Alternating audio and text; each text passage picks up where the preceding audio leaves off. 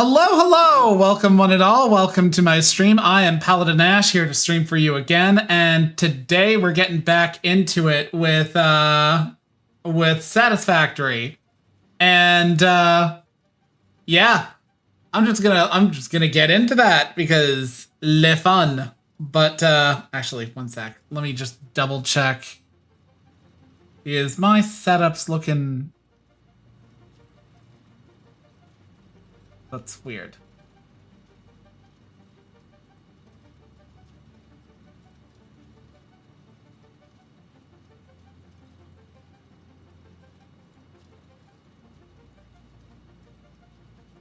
Huh.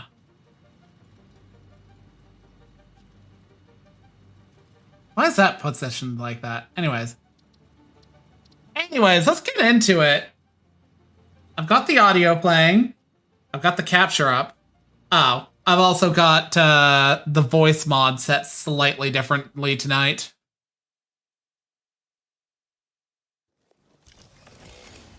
Let's get back into this. I need to make stitch plates, make all of this, and get my logistics going.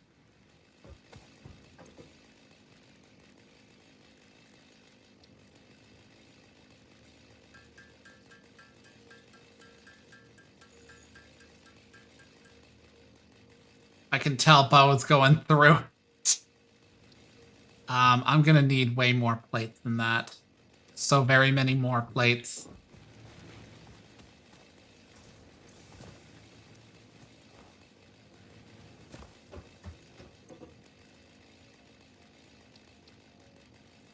I really need to get rid of this shit.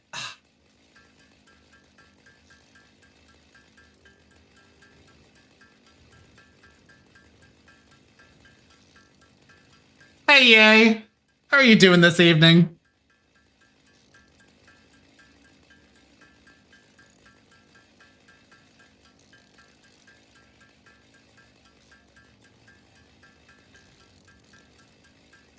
Now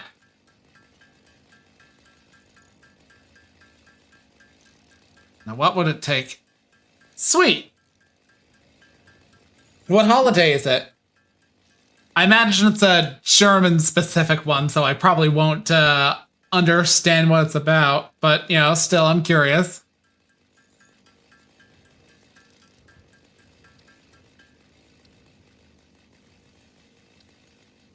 Alright, it's plates.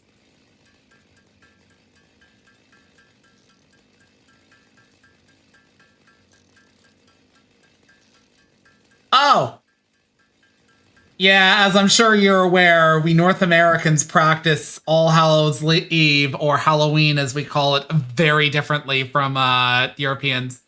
I don't really know how Europeans practice it, because I've been told that the whole, like, trick-or-treating thing is a uniquely North American thing.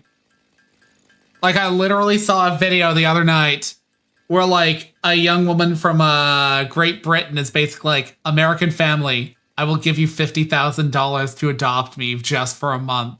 I wish to experience Halloween.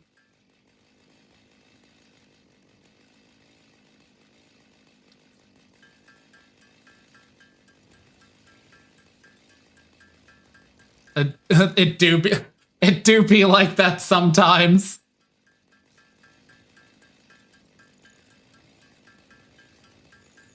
I mean, Japan, for example, has plenty of holidays that are uniquely its own thing, but I understand that they also practice a lot of the holidays that they do that are from, like, North America and the West in general, purely because they were like, we need more holidays. Okay, well, I guess we're practicing Christmas now? It was quite literally so the working man could have more days off.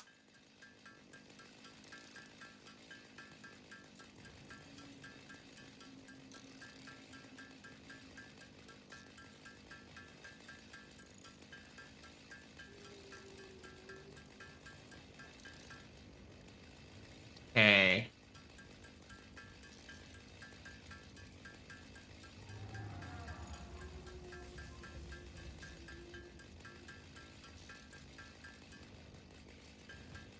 Okay.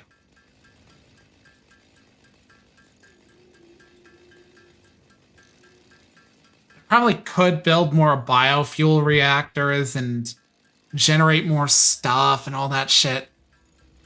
Hi, Val. How goes your evening?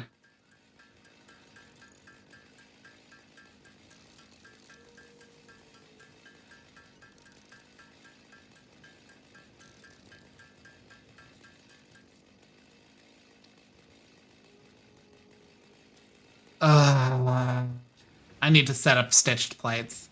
But I'm gonna need stitched plates for this damn production line. Yeah, whatever.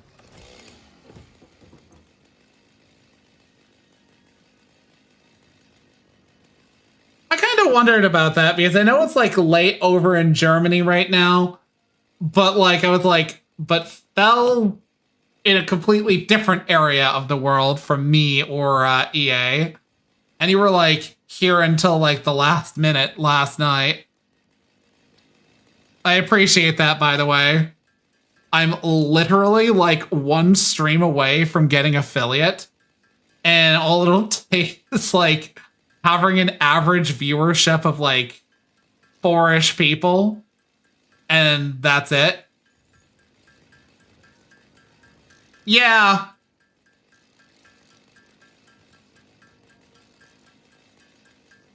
No, it's fine. Like, that one was counted. I just need one more. So I appreciate that you did stay as long as that you did.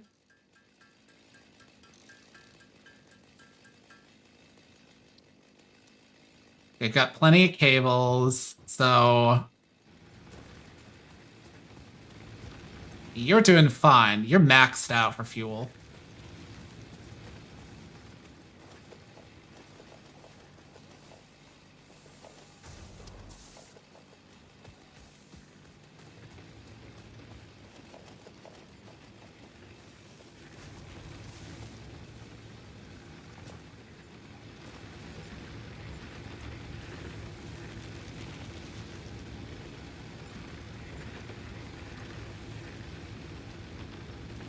I can live with that for now. What is my capacity currently?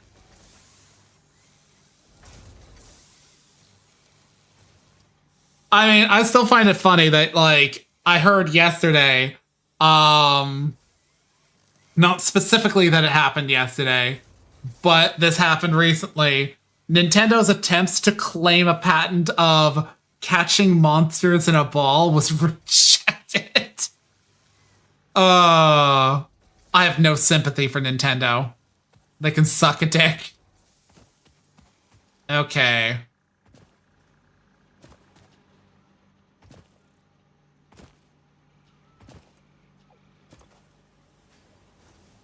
I'm gonna grab those.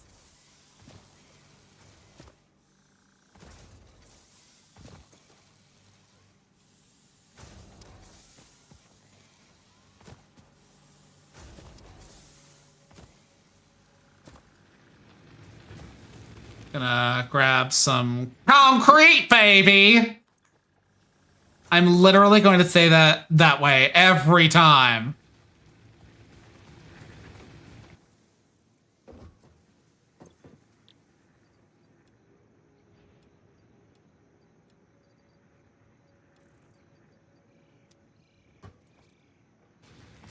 I was talking about taking things in the chin.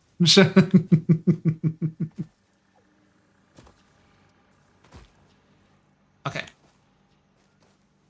Reformation Day, aka the day when the Reformation and the creation of the Evangelical Church started. All Hallows Eve is Saturday then. Reformation Day. Was it the French or the or I mean, okay. It's a stretch to say the French or the Germans, because while France was kind of like becoming a thing around that period of time, like an official like unified thing, wasn't Germany around the time of the Reformation kind of like more a bunch of areas that who shared like similar things, but like they were more provincial? But anyways, I'm getting off like my point that I was going for. Was it the Germans or the French who are responsible for us knowing the word defenestration in English?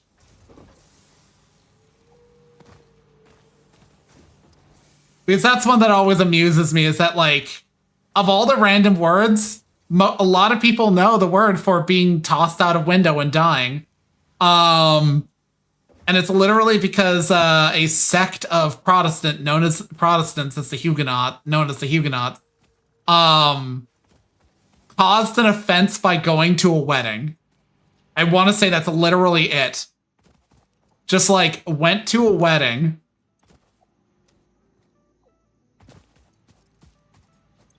Okay, so I'm gonna have to constructor. No, not a constructor. It's gonna have to be a constructor.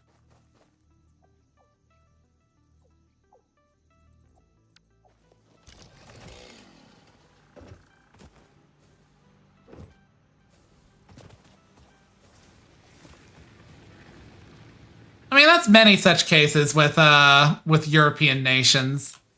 Like, a lot of them kind of didn't like the boundaries of the map have been rewritten so many times in just the last 100 years. I always find it interesting to look this stuff up and be like, do they still exist? And, like, more often than not, they still do. Like a good example of that is, I think they're called, Theosophy.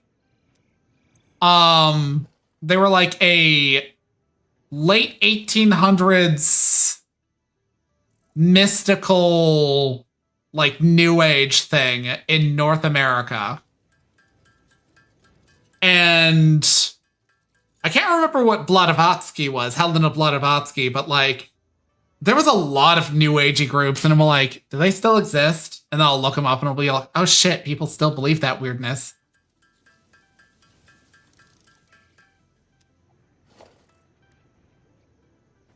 I need more.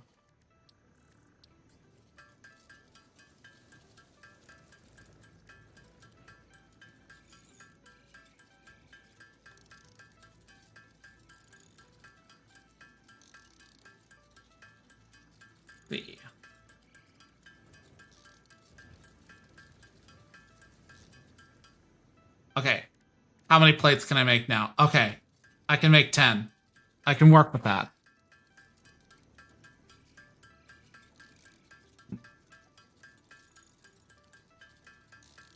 My problem with stitched plates is that, like, because of their recipe, they're kind of asinine to make for a while. Of course, that's entirely blamable on screws. You need so many screws just for one plate.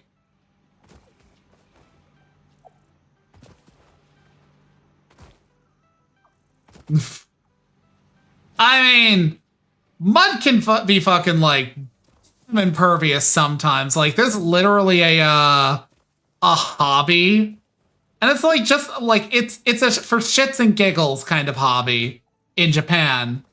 I forget it was called, I think it's Noridongo or something like that. General idea: you are polishing mud into a ball that not only is actually particularly hard, but it's as smooth as a pearl.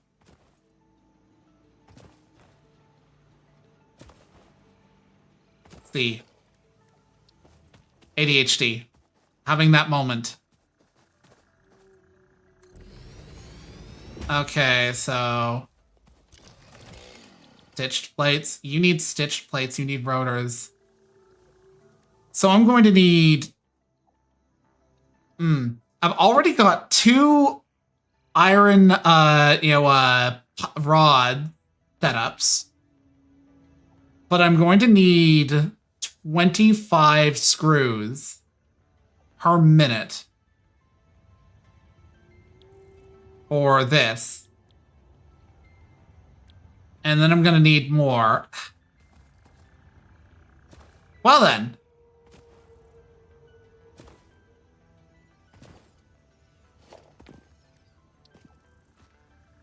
I need a miner. An ore miner, just to specify, Twitch. And to catch a predator. I need ore miners, placeable ones. And I certainly don't mean, like, fucking 18th century Victorian child labor miners. Just an honest-to-goodness, red-blooded portable miner.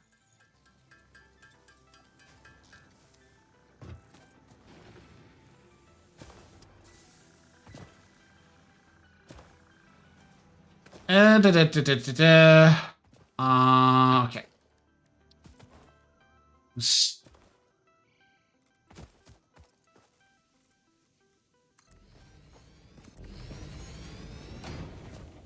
Okay. You will generate 30 per minute. How many will you consume in a minute?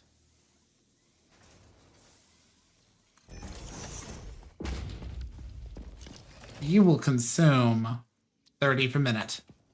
So I will want 2, and yet more smelters. Okay.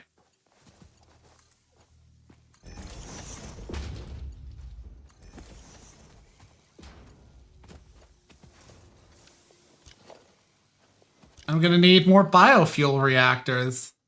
Because agony. I can justify dovetailing off that with one.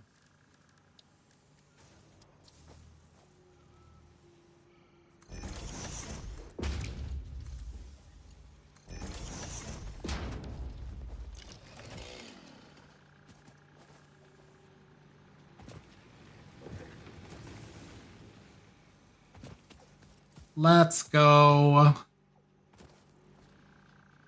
Let's grab some of that before it gets eaten up. Hey! Target! Target! Target!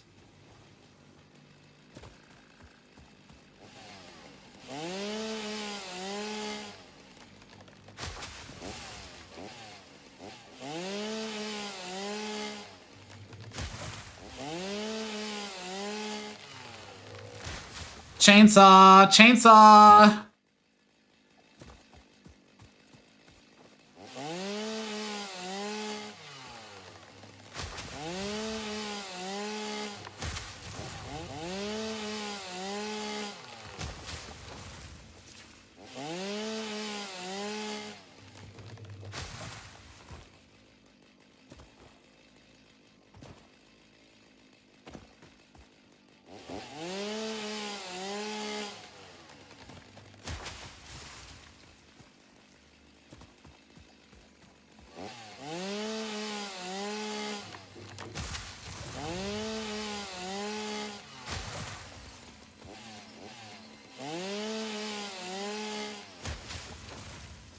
I guess I can grab this slug.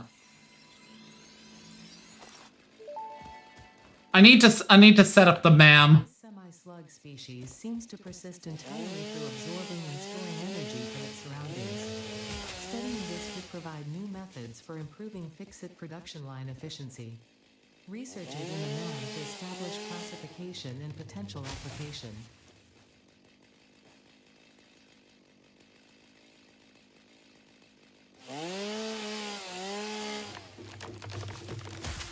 Yeah, the problem with the chainsaw is at this point, my chainsaw is competing for power from everything else.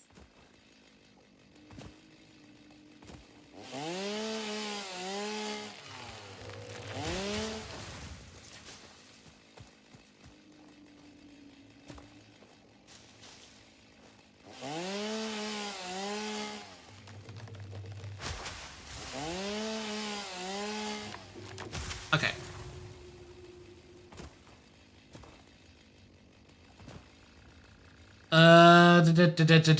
Which of you takes the leaves and which of you takes wood?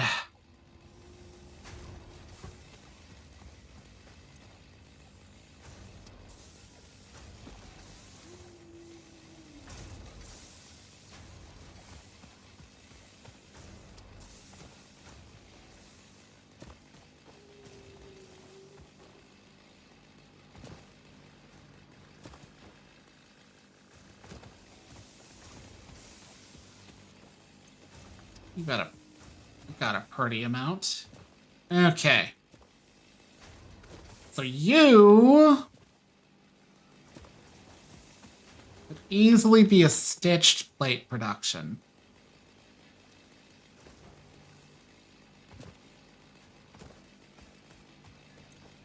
Let's see, 40, 40. I won't gain the ability to alter their output for a bit. But after that, I can fine-tune things. Which tickles my technical training out the ass, I'll have you know.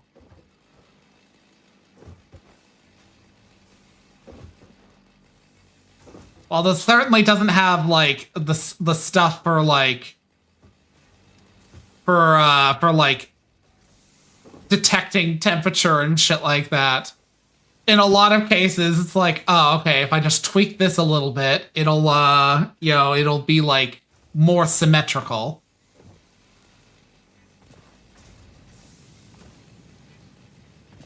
Because tuning was actually, like, actively a thing that we were taught when I was taking, like, instrumentation training. It was fascinating, but I admit I didn't... I was, like, super nervous and kind of faffing about.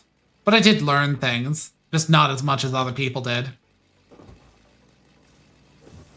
Also, it didn't help that I was, like, struggling to adjust. My feet constantly hurt when I was on them, like, in the labs.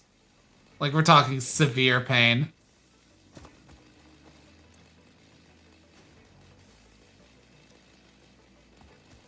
Eh.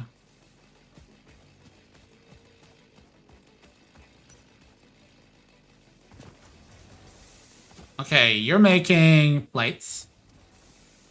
So if I were to extend you over...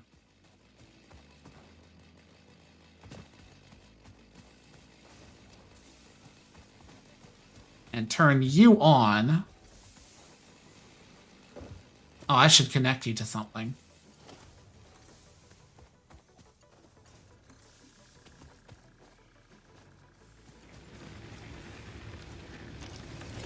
There we go.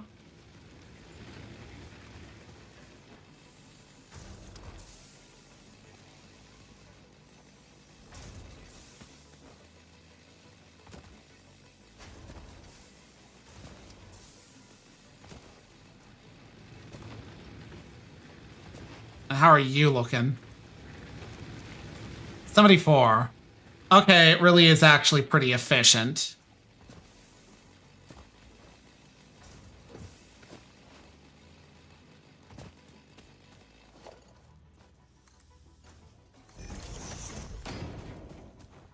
Okay, so let's turn one of you on for now.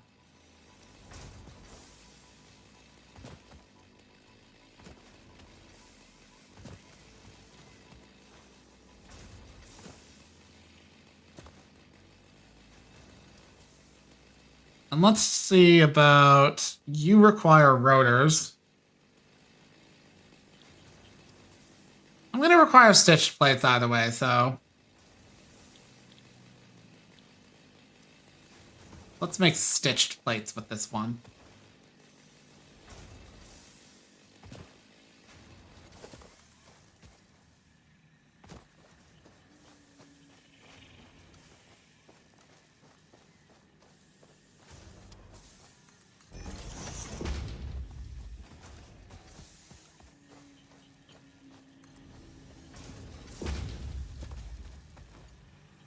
You're going to output...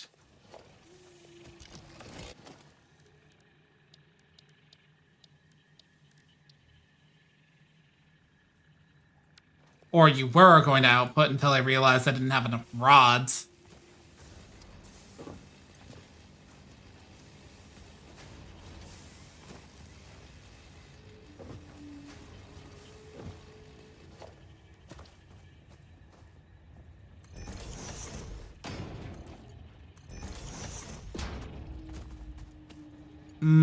Okay.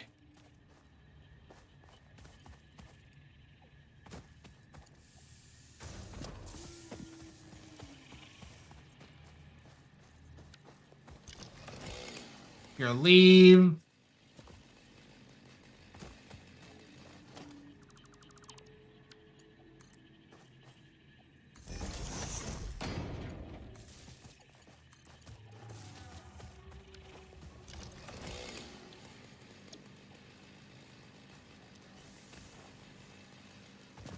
Okay, so I've got a need for 60 screws a minute.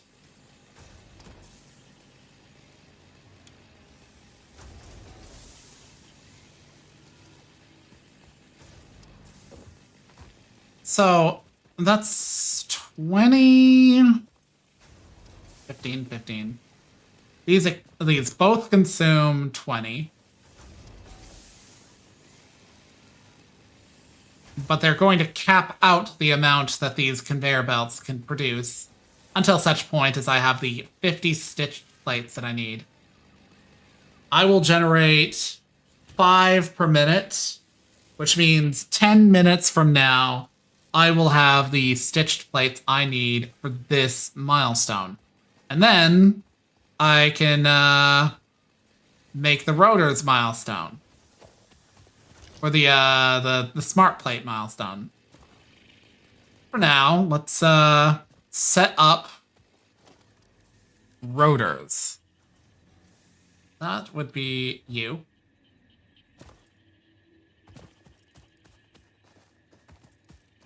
Oh, yeah, that's inconvenient.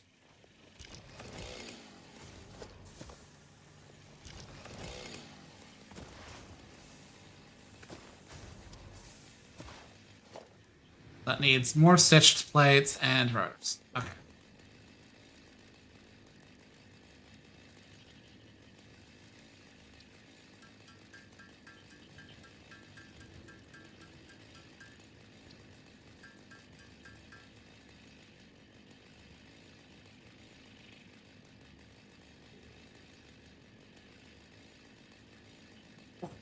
Okay. Let us... Right, I need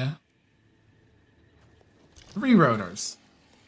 What cost is it for... Okay, bunch of screws.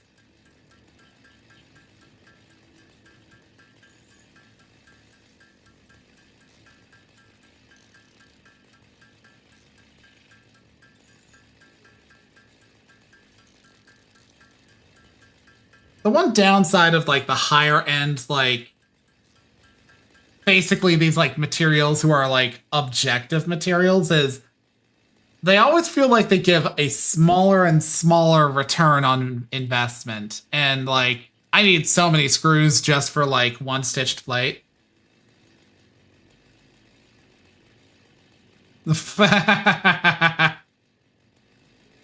Money well spent, I guess.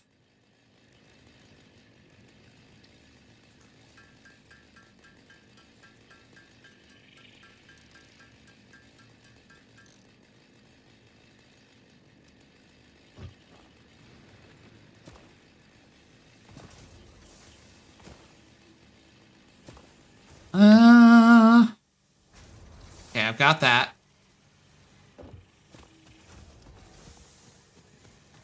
I'm gonna place this over here.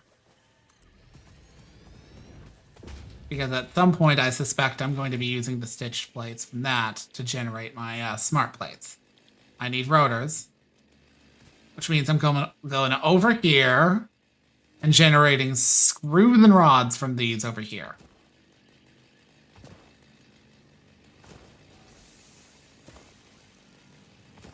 Yeah, okay.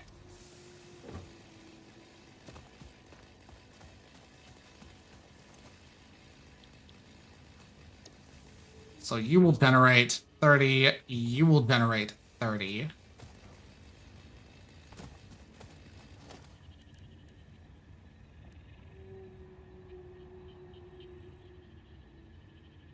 I need constructors. I need stitched plates.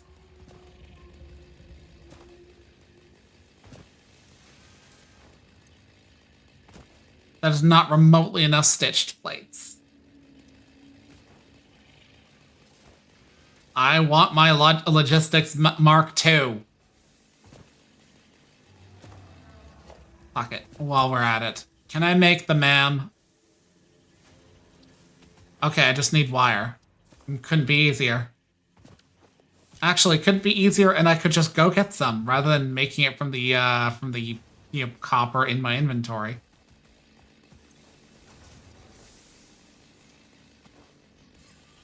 Look, look, look. If I die, I just get rematerialized or something like that.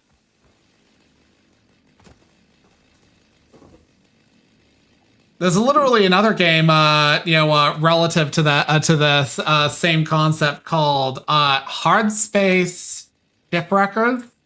Actually, pretty chill. You're basically ripping apart ships in a dry dock in orbit around, I think, Earth, and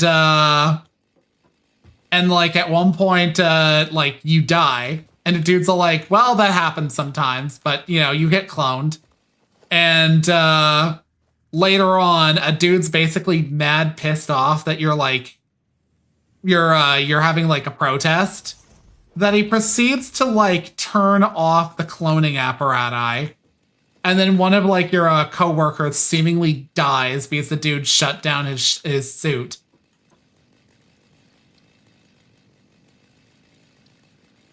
I say seemingly because he didn't actually die, but like at the time, he was under the perception that he had, and as was everybody else.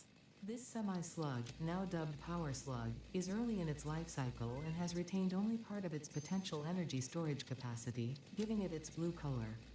Power slugs are capable of extracting latent. I wonder, is it that you're eager to please, impatient, or very efficient? I have my theory.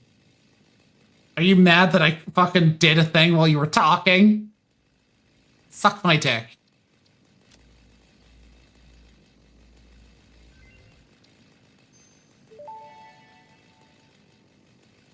Mercer sphere analysis completed. Established local planetary signature of massage 2, AB, B, in the local Mercer sphere signals, allowing them to be tracked by the object scanner.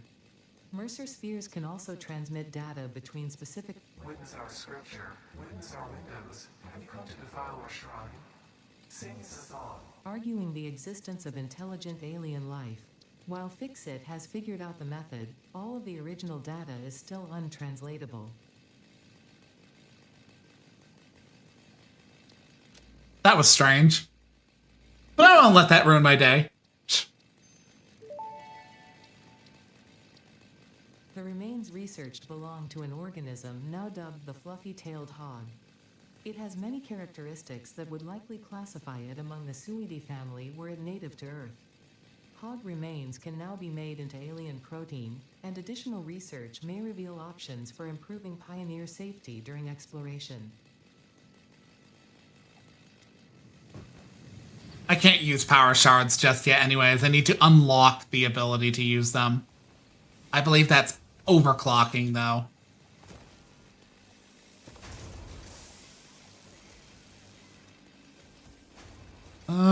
Where was I? Bean! Ooh, woo, bean! Okay, so I've got my stuff. Do I? Do I got my stuff? Yes, I've got my stuff. No, not my smelter. Constructor.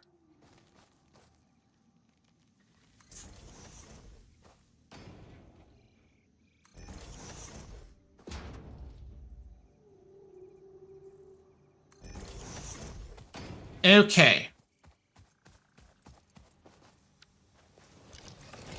You output 30 bars.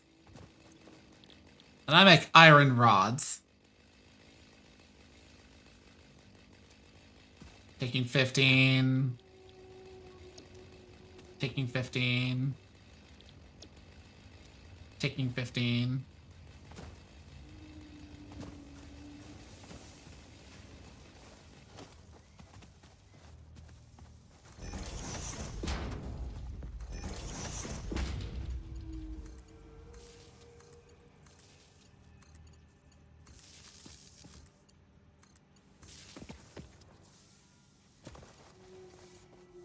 That's a decent connection setup.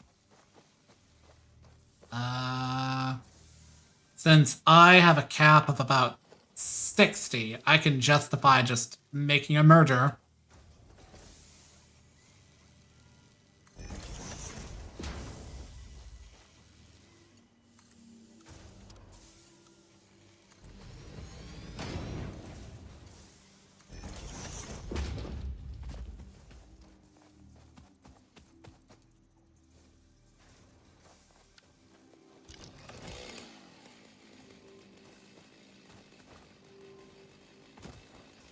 I have not.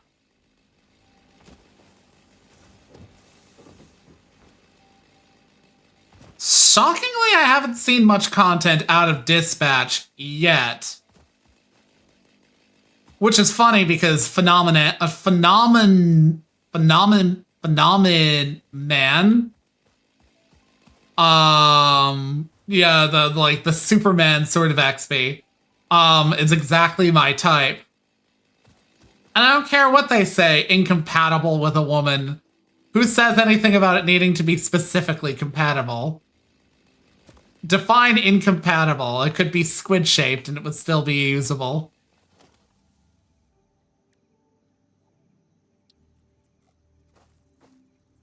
Also, I find it funny that, like, one of the possible, like, early interactions with him is quite literally that, like, yo, fucking iron plates. That, like, yo, he'll lay one on Robert, and then, like, hugs him often, and this is in spite of the fact that apparently behind closed doors, he believes that hugging is a form of making love.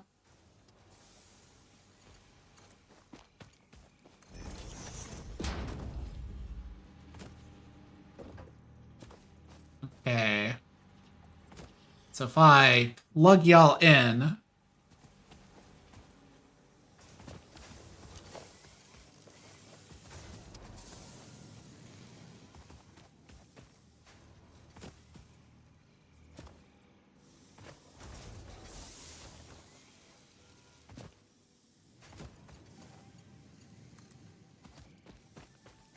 I'm so redoing all this at some point later.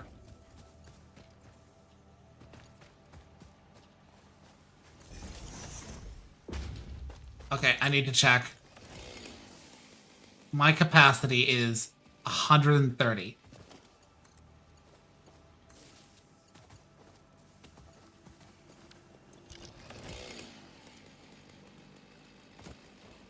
I'm gonna have to make more. Damn it. I'm gonna have to make more biofuel reactors. The levels of frustration. Make more stitched plates.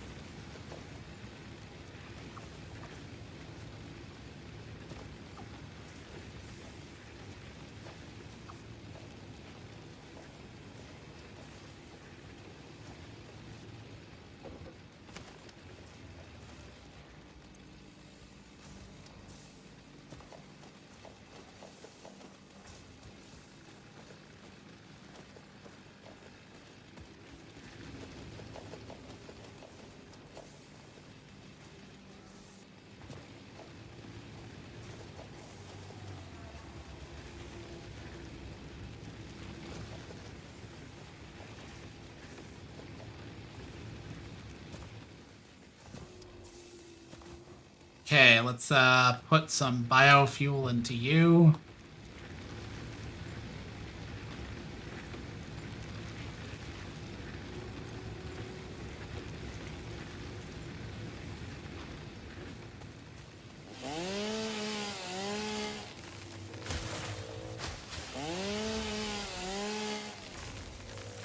I'm not sure, because I've only like looked at the tropes page a little bit.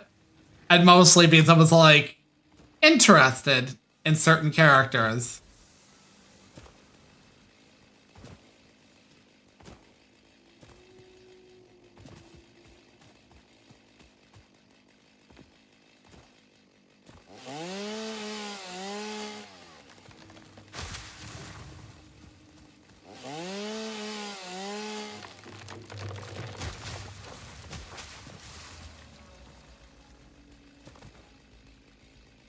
Feel bad for cutting down the trees because they look nice, but I need the resources.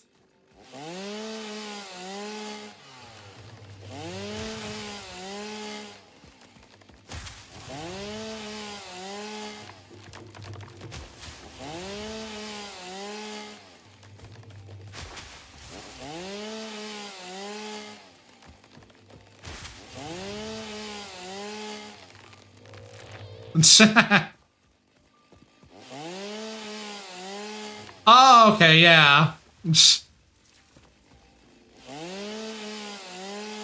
I wasn't processing exactly what Fel was saying for a moment.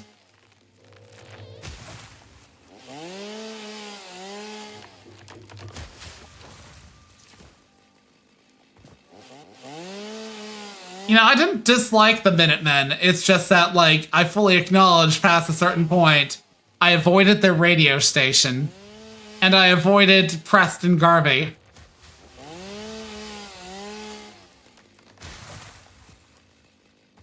Because I don't want to hear about another fucking, like, place that needs my help. If I help them, I'm going to have to go there and help them.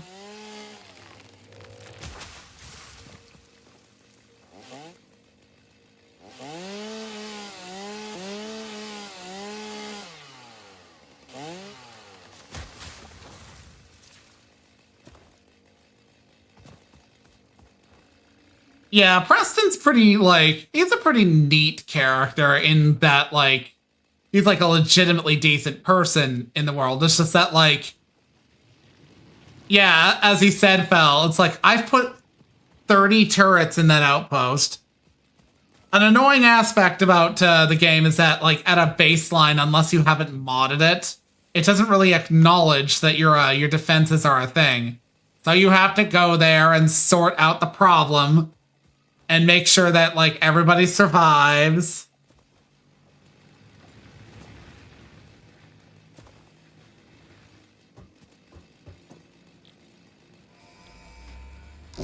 Logistics, too. Milestone reached. Fix-It would like to remind you of your contractual obligation towards efficiency. Recreational use of That's going to be the other one. It's an easy one to make. on the list. Stay efficient. Don't disappoint. Fix-It.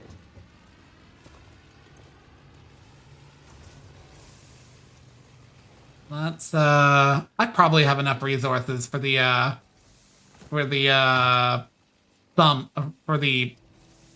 always forget what it's called. The, I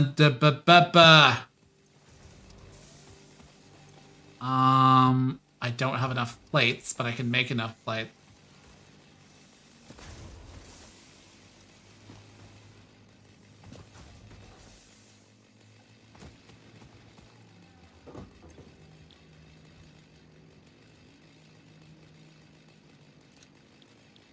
Oh, right, I can't put it in there until it returns in 5 minutes.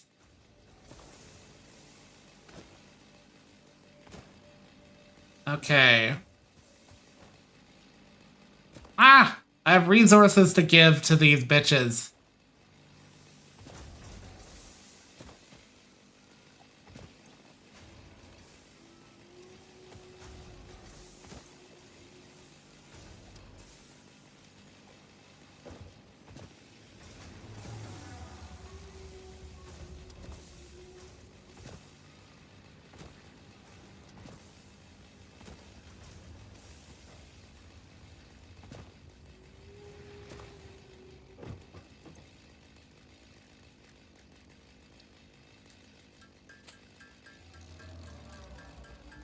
May as well make it by hand.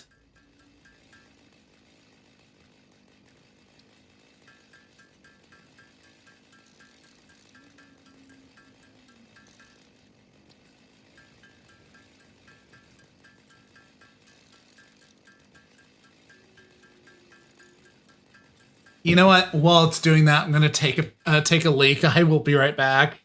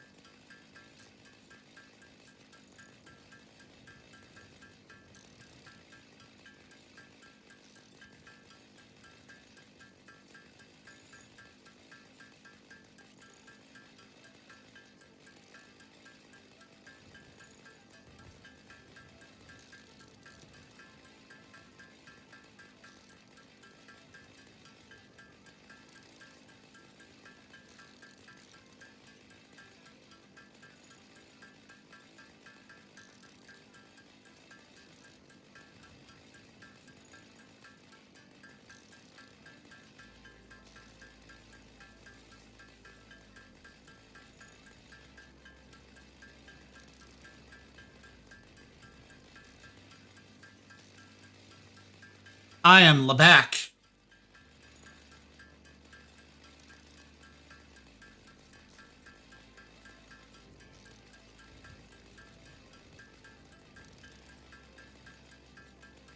And in that time, I didn't complete making these solid biofuels. Lebad.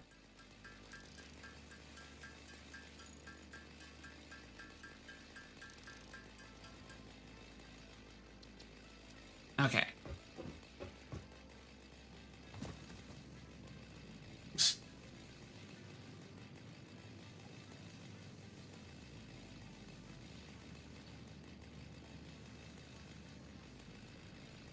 One sec.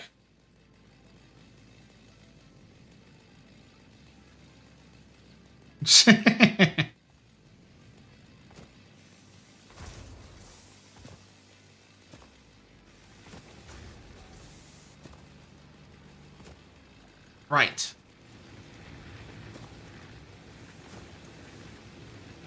I am... There it is.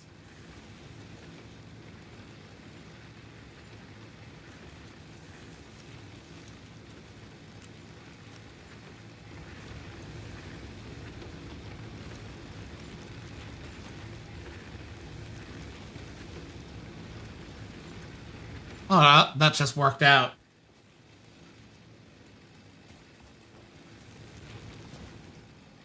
Oh, okay. I need to set one of you up. How much power I got. Because if I start making rods, that will cost 14.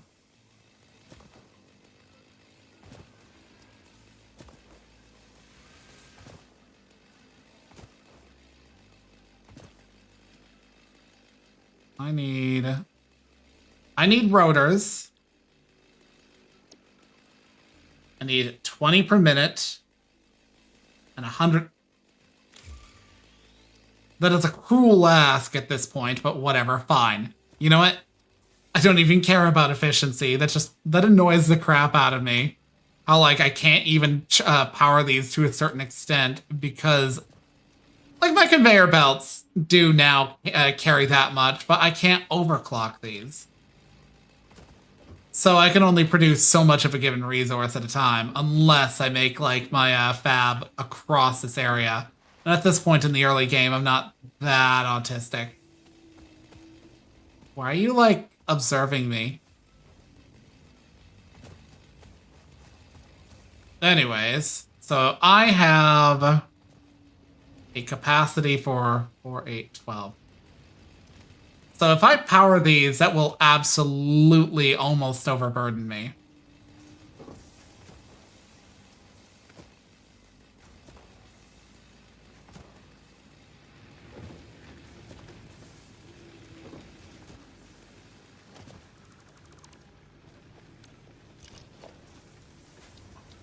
Can I make more?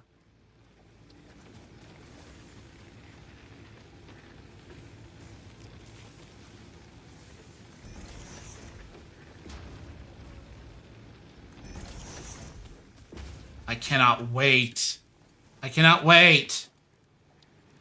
Logistics. Splitter.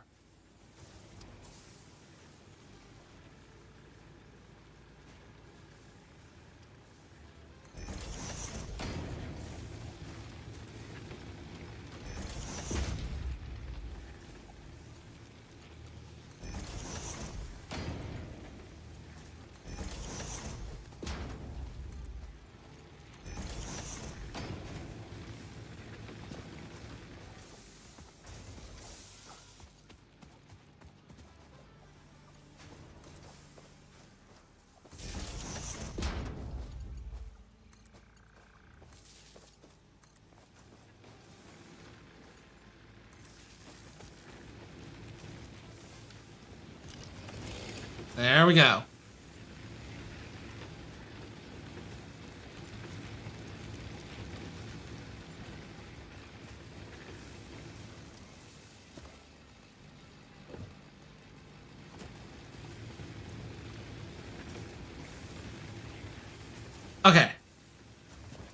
2 whole ass extra plants. I can't wait for coal power. In fact, I'm just gonna do it. I'm gonna power these. I am going to power these.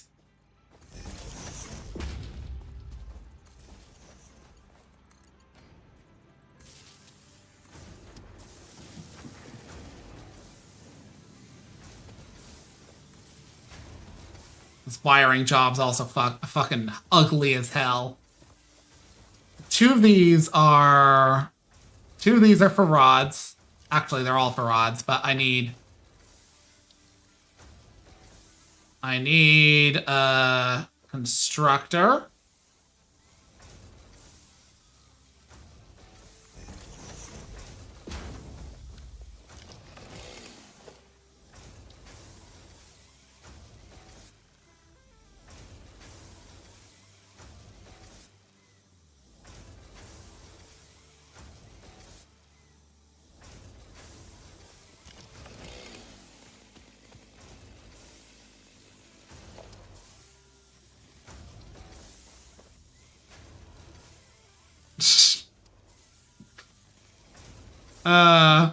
Sorry, that silence was me being an attention whore for a moment. I was like, is Bo going to remember that I exist? Does he love me?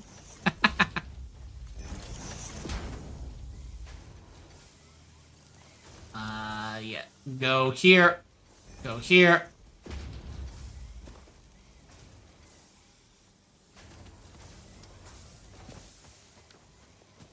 You're getting the business.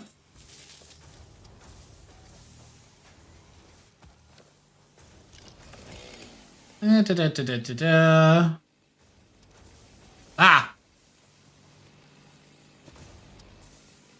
You know, I was pretty sure that was gonna come, but that still startled me. Hello, Raiders! Hey, honey! Hope you're all having a fine evening. I am playing Satisfactory and trying to get myself out of the doldrums of Phase 1. So I can finally get into coal power and start obliterating this planet's ecosystem with coal.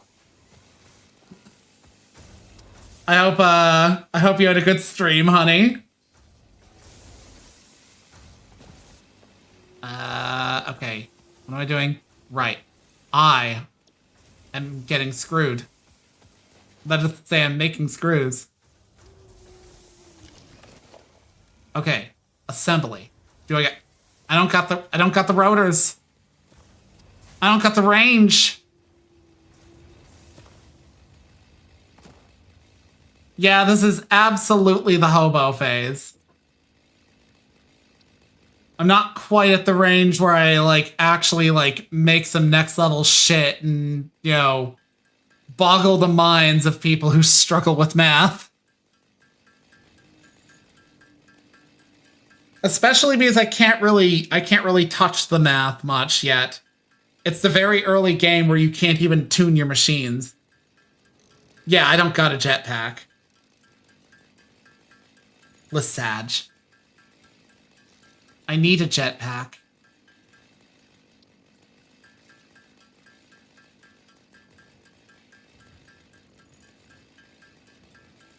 But yeah, again, welcome all. I'm sure you know who I am, but for those who don't, I am Marshall Beaumont's boyfriend and also another streamer, a variety streamer, and a polar bear.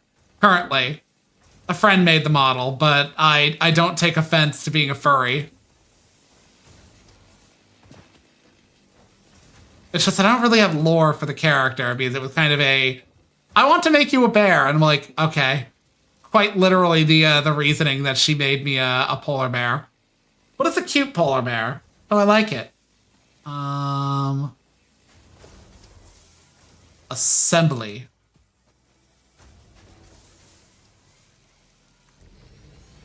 Okay. What do you mean, invalid shape?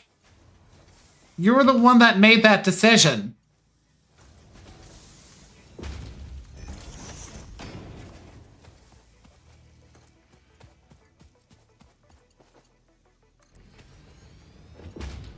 Yes, connect into that one.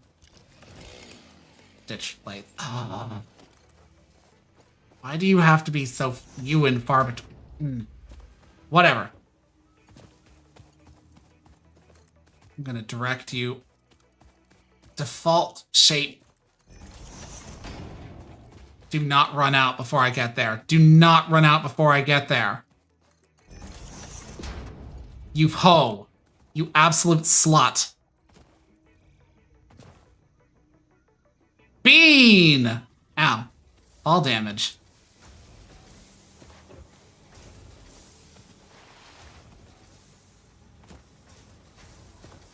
Ooh, woo, bean. Boosh. Boosh.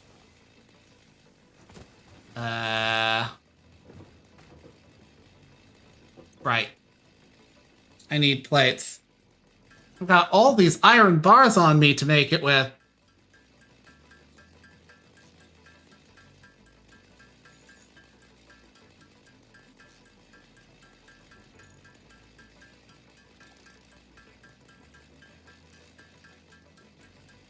I wish to be free of the hobo phase. Please.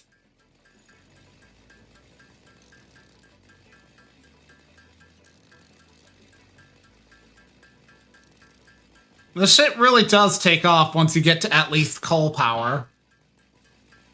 Of course, you have to go find a nice, lovely place to get that coal power, and that coal power is up into a ravine far and away from here. But it's whatever. It really does set off your adventure time aspect. Because right now, there's not really much of a point of adventuring around. There's a bunch of resources you can get, but you won't have access to their usage for a good long while. Why did I go over there? Oh, right, I needed plates. I do not have plates.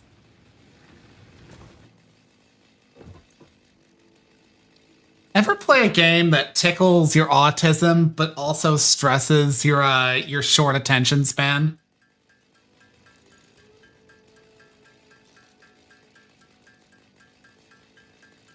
After oil power, there's a few options. One option is quite literally geothermal.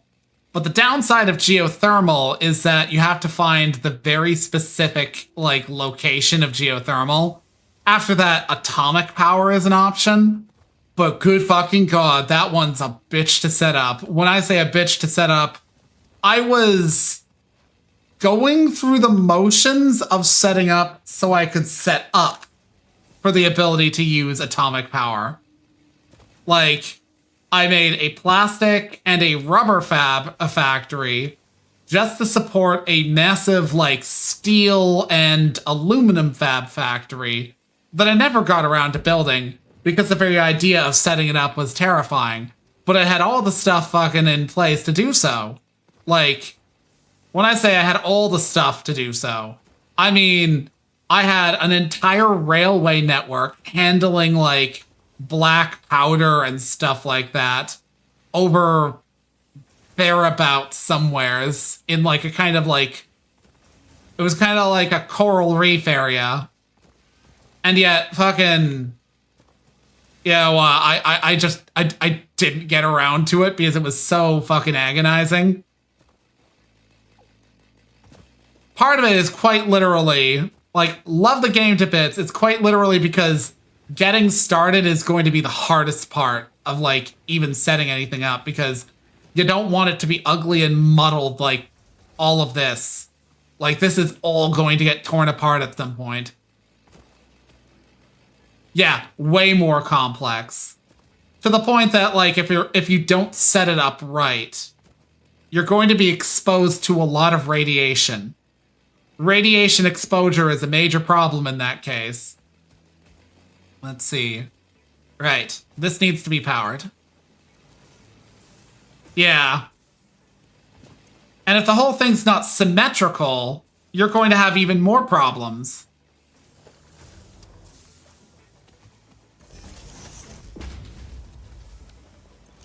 Okay, you are now accepting and making rotors.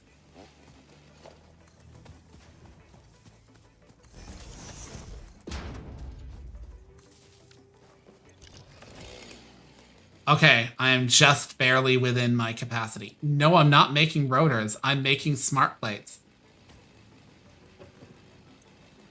Okay, there we go.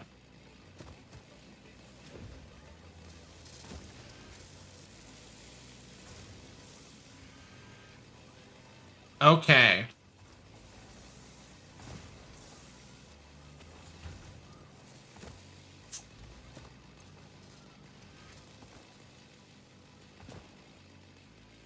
How many smart plates do I...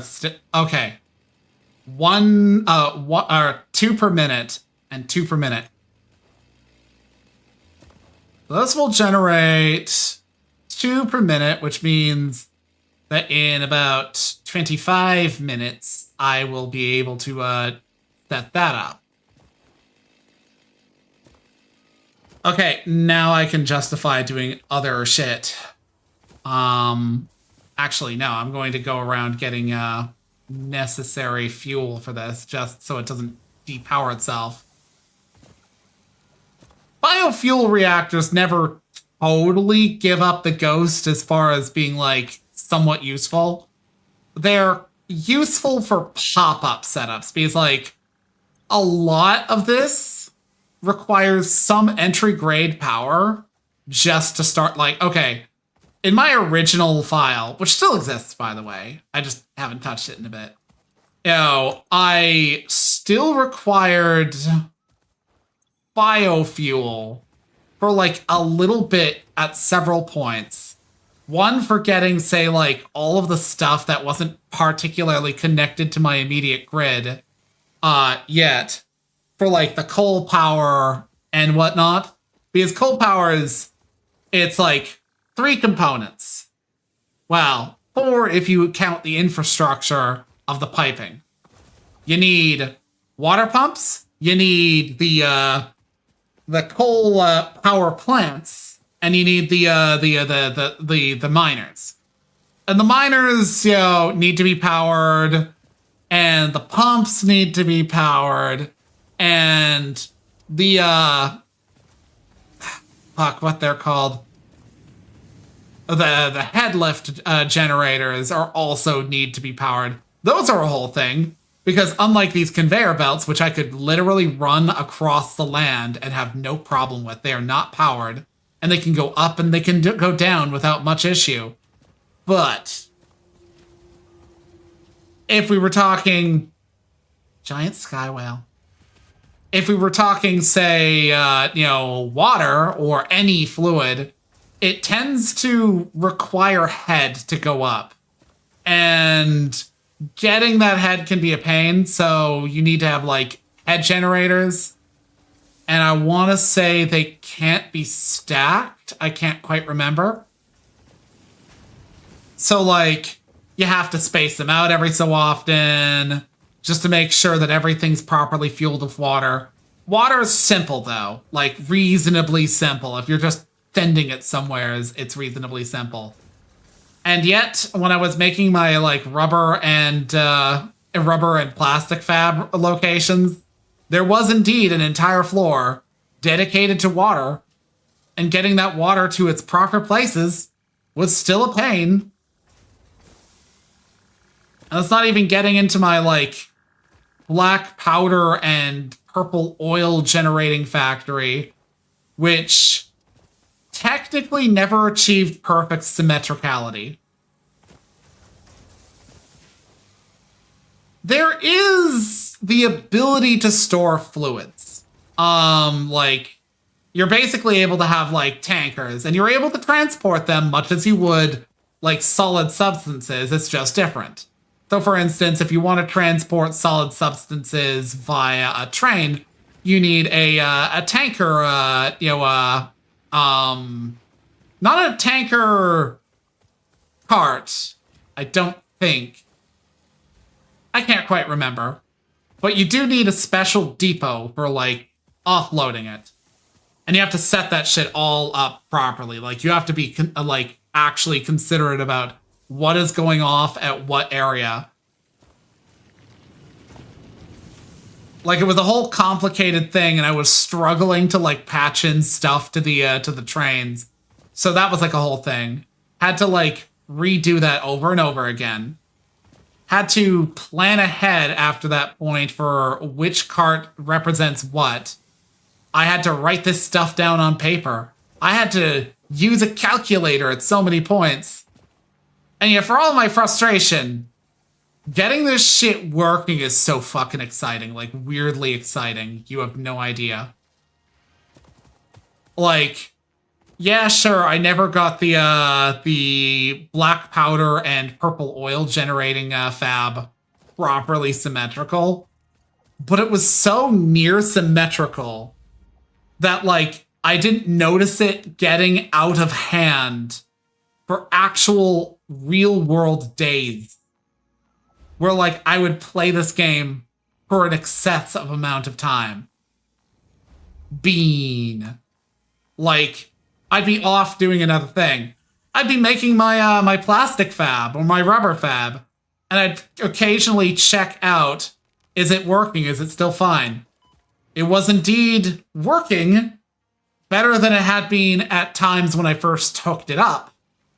But damn, did it take forever to get to that point.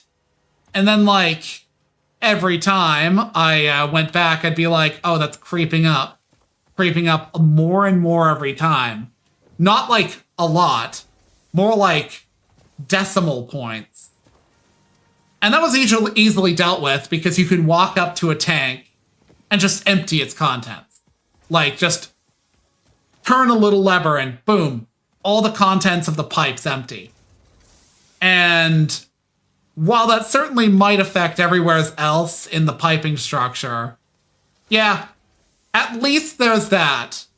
It's something you kind of learn you have to do sometimes when setting up fluid-based systems in this game, because sometimes it backs up, and if shit starts to back up, then it becomes a problem. Like, okay, all of this stuff here, like this stuff, one entry to it.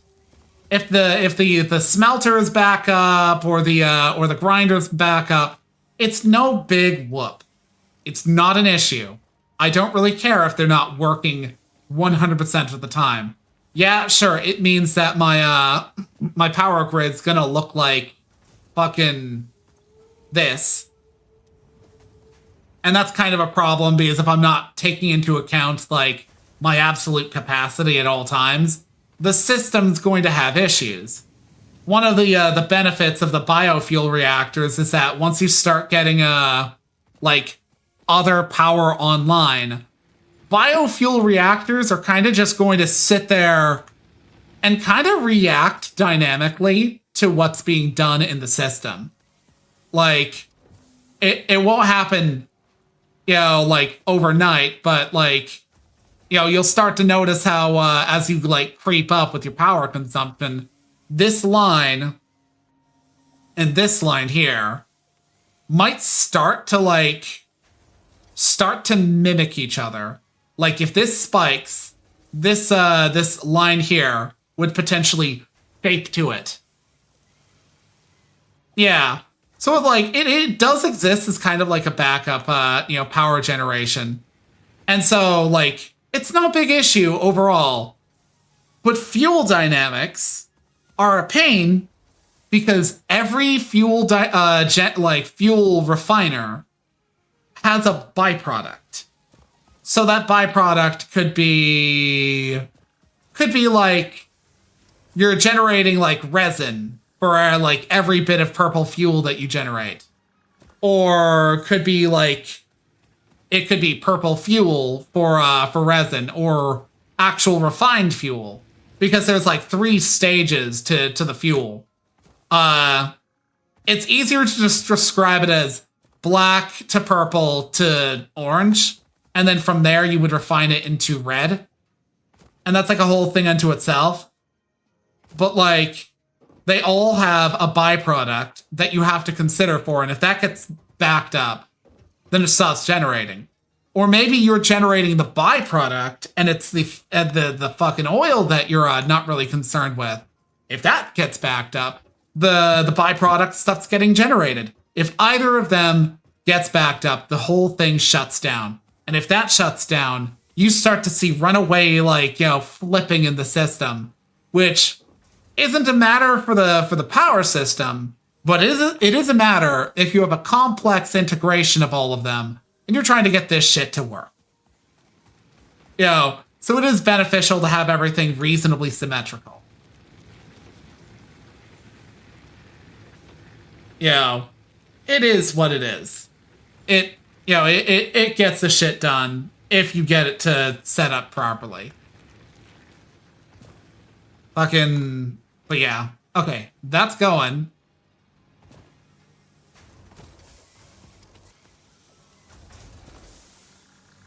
Yeah, these are all things that you kind of learn as you go along.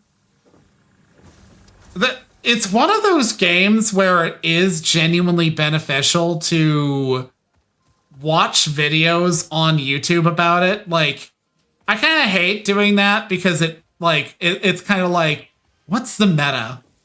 What is the meta for this game? The meta is jump sliding, jump sliding, jump sliding. And that kind of gets in the way of, like, more enjoyable stuff. Like, I will sometimes do a thing that is not meta because the idea is just kind of neat. Or because sometimes it's just kind of frustrating to do it to, the meta way. The meta way can often be so asininely, like, agonizing to sit there and do shit. Like, it'll be like, you can level up by straight walking your way to, like, the hill there. And I'll, like, do that for 5 minutes and realize you make, like, a little bit of experience in whatever game I'm, like, hypothetically describing. And I'll be like, oh, this generates so little that I am actively feeling my life drain out of me. Who has the attention span for that? Like, literally no one has the attention span for that. So, fucking, I'll just fucking go with what I want because it's neat. But this game definitely does benefit from having, like, a little bit of background information. Like, one thing I learned is the idea of creating what are called logistics floors. Also, I learned a lot of fucking, like, side, like, abilities for, like, positioning things that I just didn't know that I could do because I'm a putz. But logistics floors was a thing that I learned from YouTubers on this, which is where you basically have a subfloor or, like, a back room that, like, just kind of contains only, like, the piping or the, like, the very, like, basic, like, background stuff. So you don't have it running all over the place. So, like, your factory is convenient to walk through.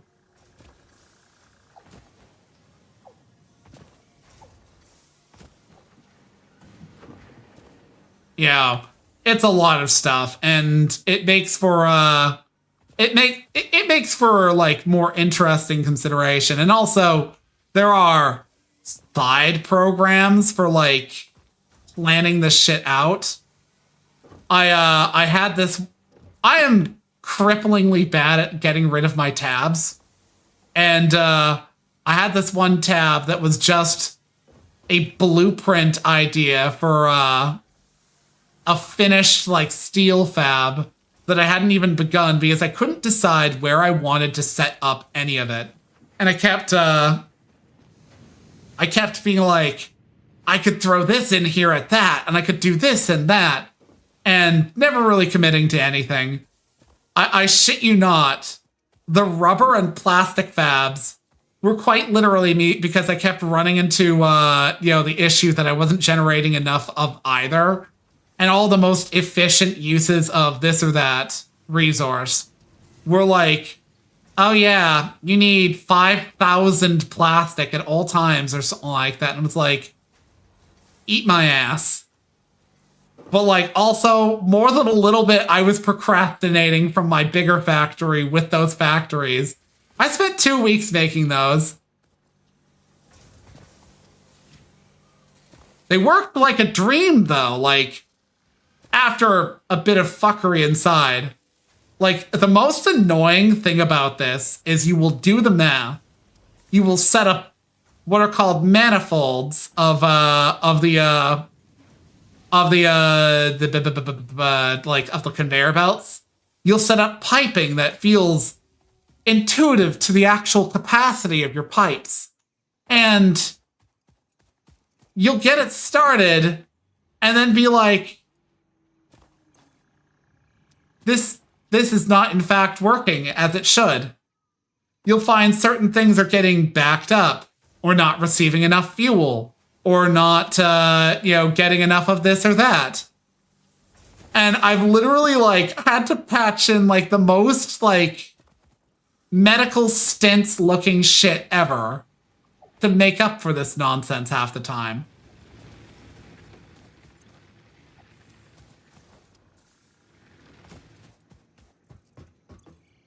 And I probably need more fuel, so I'm gonna go... Wait, do I got any in my chest?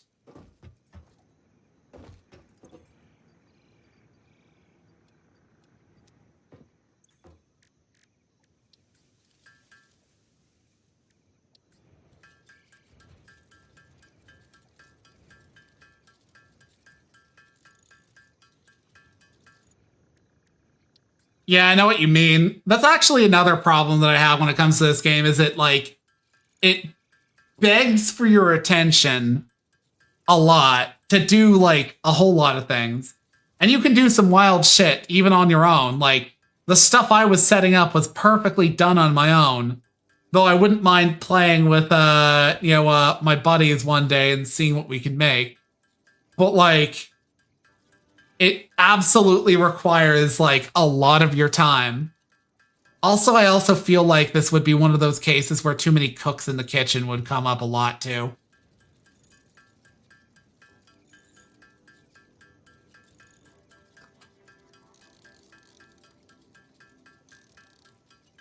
Because, like, I could imagine Bo doing all the exploring and stuff like that and enjoying himself while I'm kind of being a base bitch or something like that, or backing him up, because the spiders in this game are fucking nasty. But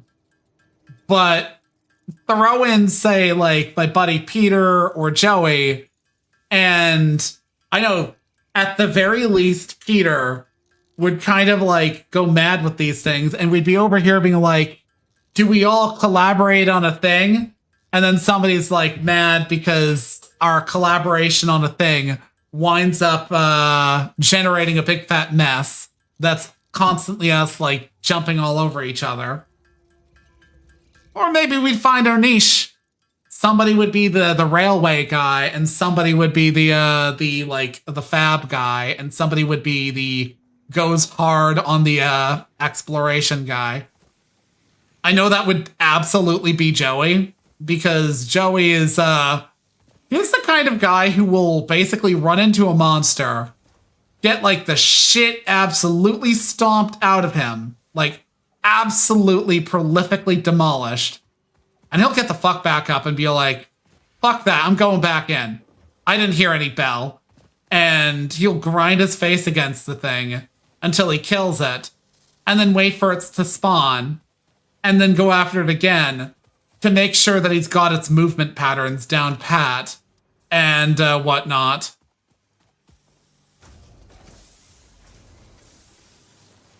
Like, there's a reason he enjoys Souls games and Monster Hunter. Because he genuinely does basically, like, zero in on the movements of an enemy, and then, like, make destroying them his life for a moment. Right.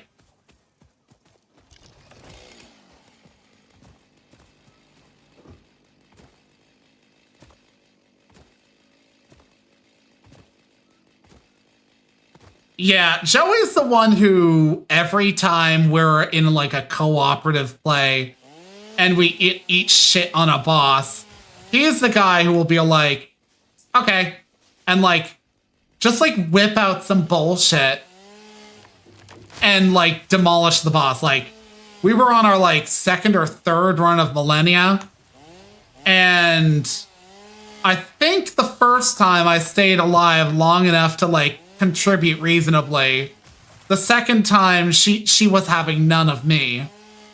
And then like when Bo and Peter went down, Joey was just like, well, and whipped out like a staff, a summon, and began just deleting her.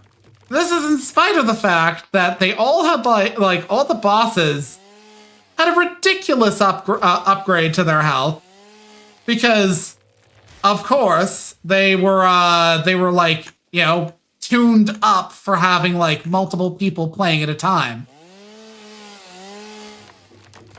It got so bad in our Dark Souls 1 playthrough that like I was like, honey, I'm sorry, but these red phantoms either need to go or we need to turn down their health. I'm so tired of us basically getting demolished by nonsense when we're just trying to get around. Like the fucking woods area outside of like the academy or what have you. I can't remember where it was. Yo, where there were all those red phantoms. So fucking many red phantoms. And like, we fucking kept running back and they weren't properly resetting. And they were just like deleting our asses. I was like, nope. Yeah, there was an option.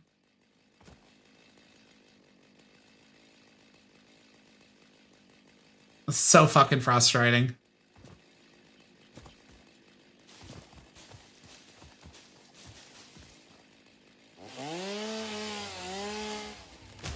Ah!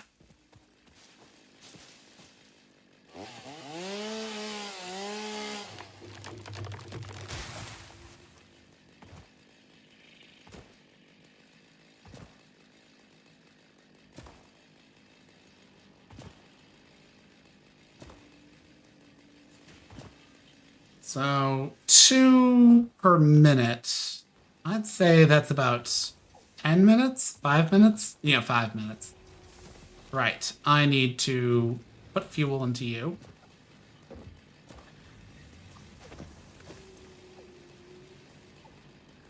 You're taking leaves. You're taking dick.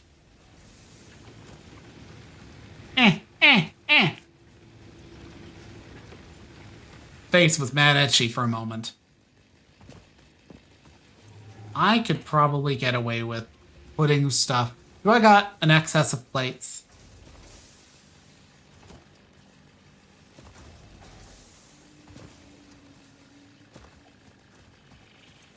No, I do not.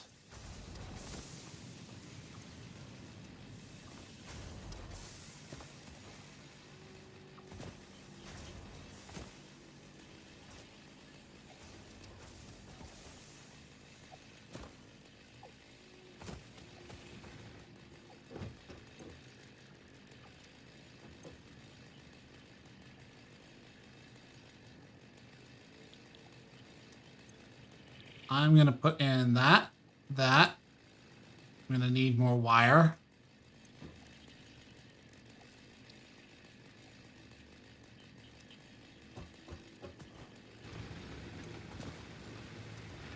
Capacity is that. Down to that.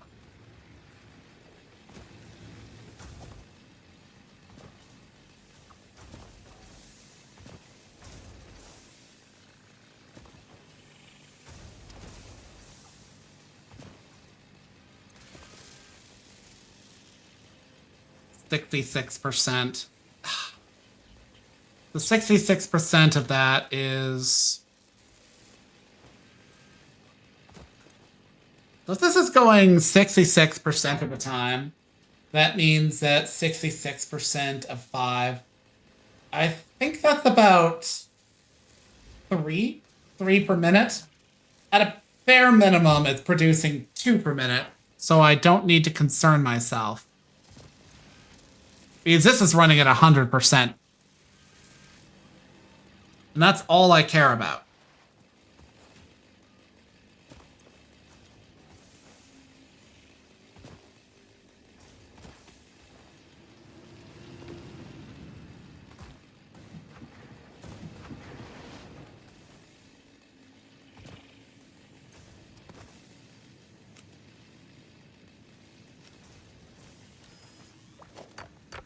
No.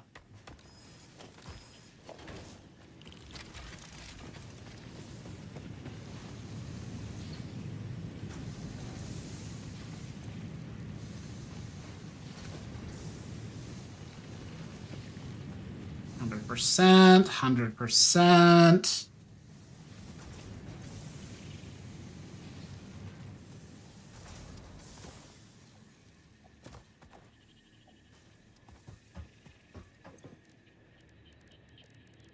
Okay.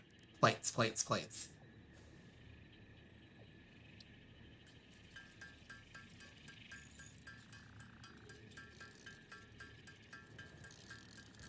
So there's this auction that I've been on. Okay, let me preface this.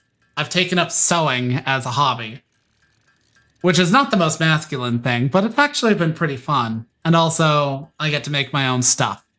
You know, without needing to, like, slop about with wood or metal, which would probably be the more masculine thing, but, like, the setups for those are honestly more costly in terms of space and resources than, say, the setup for sewing. For sewing, all you really need is a machine, which can run you a lot of money, but you'd be shocked about how many machines are floating around in circulation, how many you can get in, like, on the cheap that are used, how many you can get refurbished from the actual companies that make them, and how generous some people just fucking are with them. Because, like, one lady in my sewing class is like receiving one from her gym partner who just had one to give. I mean, hell, technically I've got a small one that just does like a basic stitch pattern. You know, whereas like my mother kind of just gave me a fairly like mid-range machine, and I looked up the price and I'm like, God, I mean, my mother's living her best life and she deserves it for putting up pedals. I think most machines have the ability to be pedal operated. But like the more modern ones tend to have that as optional. But there's always like a pedal that comes with it.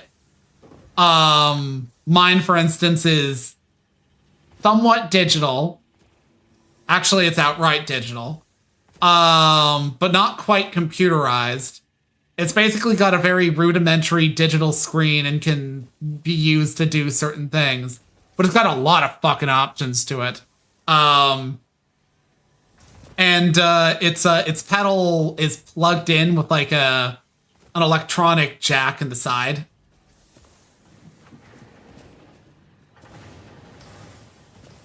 Do you mean pedal operated as in you pump it with your foot, or as in you press down on a thing and it goes? Because that's two completely different kinds. My mother actually had one. They're like antique pieces by now, but they actually do work, and they're completely operated by you just like pumping your foot and causing like an arm to articulate a wheel to cause the machine to go. Okay, if it's just speed regulation, then that was more of a electronic one. Though I want to say like mechanical and electronic is like somewhat indistinct from each other these days. But yeah, most have like a pedal for controlling speed, and yeah, mine does too. Originally, I didn't use it initially because it's kind of so lightweight that it slides around under its own power. But it is what it is. Oh right, I need to launch that off.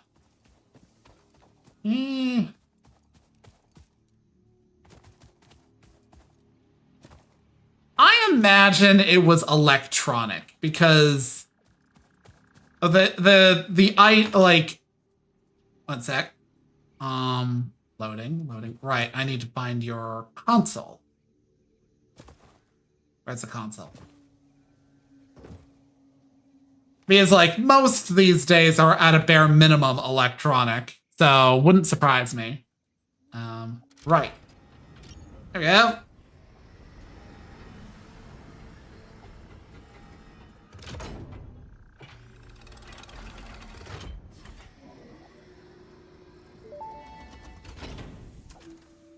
Welcome to the Project Assembly Pioneer Progress presentation.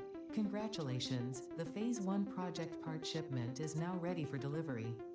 On delivery, Phase 1 will be completed and the distribution platform will be constructed. After completion of Phase 1, the technologies of Tiers 3 and 4 will become available in the hub. Highlights are automated power, steel production, personnel transportation, and many more. Completing Phase 2 of Project Assembly is your next main objective. New project parts will need to be produced and delivered to the space elevator as you have done previously. Continue to construct, automate, explore, and exploit for a better fixed future. Thanks for that, Ada. Then.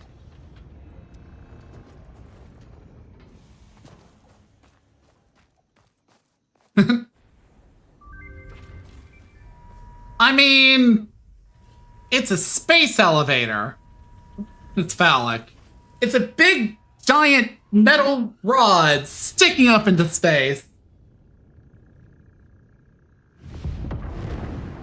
It is man's conquest of God. Phase 1 of Project Assembly completed. This is only the beginning of Project Assembly, the first step towards saving the day. You have performed adequately so far. Reminder, not only is Fix-It saving humanity, it is saving all of Earth, including kittens and puppies. It is statistically likely that you have protected the continued existence of kittens and or puppies. Continue the work for their sake. I mean, I do care about kittens and puppies. It's time to start the work on Phase 2 of Project Assembly. But yeah, where was I? Right, so tangential to me, seeking a sewing machine or receiving a sewing machine, I've been taking classes and it's been fun so far. But I was eyeing what's called a serger. A serger is like a specialized like sewing machine. Like, okay, if like a very basic sewing machine will do one stitch and one stitch only and do it reasonably well, more complicated sewing machines will do multiple stitches or have special presser feet and functionalities with them to do those stitches to a greater degree. But the serger kind of comes roundabout to that and does kind of one thing and one thing really well. It finishes seams. If you've ever looked on the inside of your clothing and seen like that area where like parts of the cloth are like attached to each other and it's got like a webwork of threads all over it, a serger does that. That is called this. That is what like the that's called an overclock stitch. And while standard machines can do that, the serger will do this while trimming up the seam while doing so. And yes, they can be expensive. But the thing is, as I said, there are so many machines in matriculation. I'm eyeing one on what's called Max Sold. It's an auction site. And generally speaking, it's an auction site where people list things either from downsizing, estate sales, and this is clearly a serger from like some old grandmother and her husband, probably either downsizing or they died. But I choose to believe that they're downsizing because like it's a lot of stuff. But anyways, it's a serger, and it started at a price of like $5, and I've been watching it climb because I'm like, if that stays below 200, I'm so putting a final bid on that to see if I can get it. Even if that means I have to go all the way down to like the South Island island tip just to get it.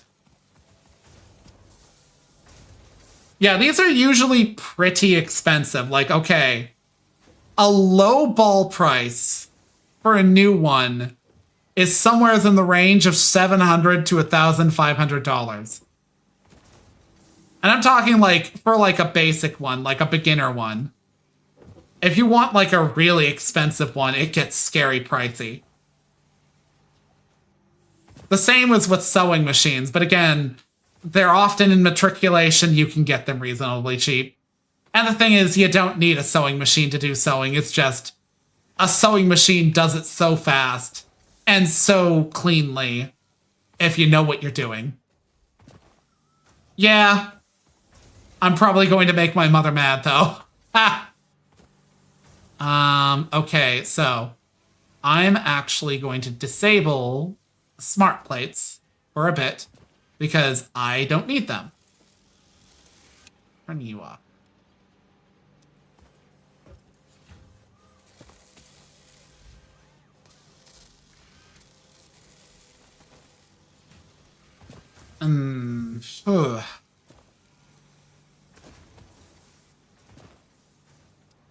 That's 60 bars.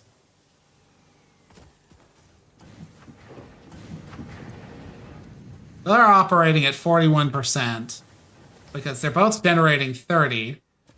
And this is probably consuming 45. So if I were to split one of these and put down another constructor. Actually, come to me. Let's real quick make the plates and the wire that I need.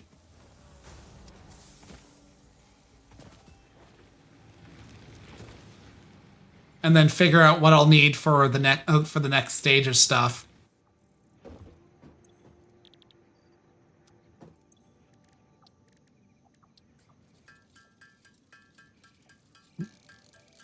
I've also been looking to take a class in embroidery and also teach myself to crochet.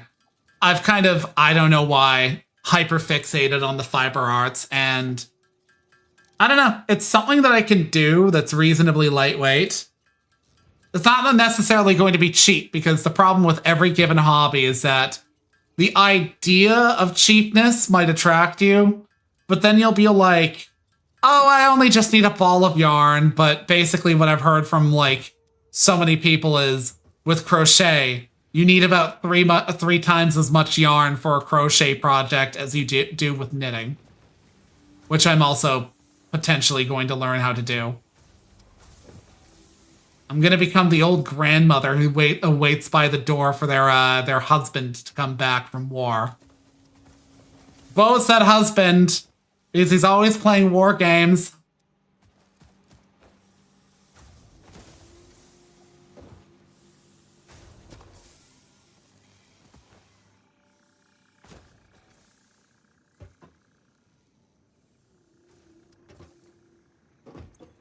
Let's see, put those in. Can you tell that I lost track of what I was fucking doing at that point?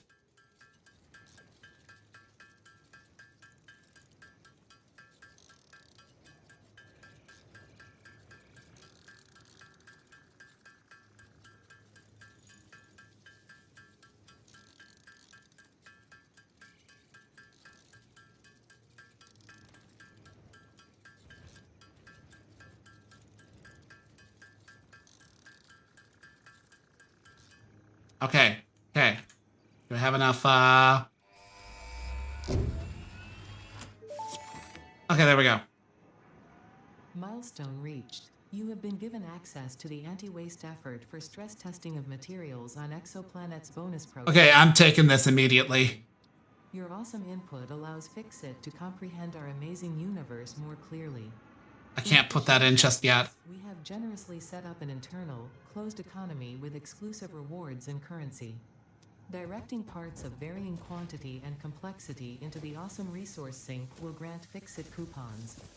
These coupons can be redeemed in the Awesome Shop for highly desirable items such as new foundations, walls, factory attachments, cosmetics, parts, and more. Next time you have additional resources, just remember to go that extra kilometer. Go awesome.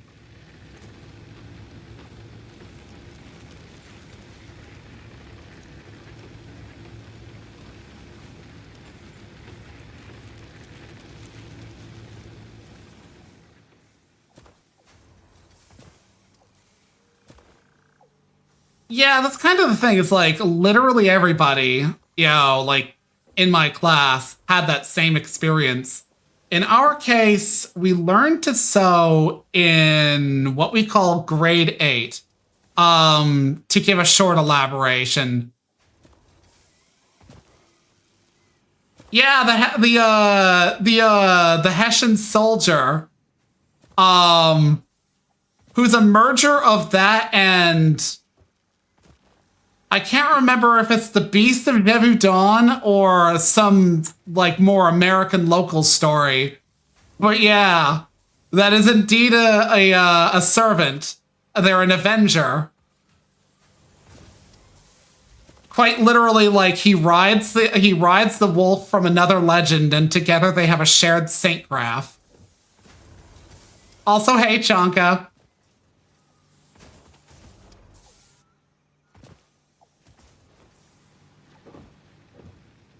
Yeah, the Headless Horseman's a pretty cool servant. I've got him. I haven't really leveled him much, and I think that's mostly because he doesn't really fit into my preferred comp.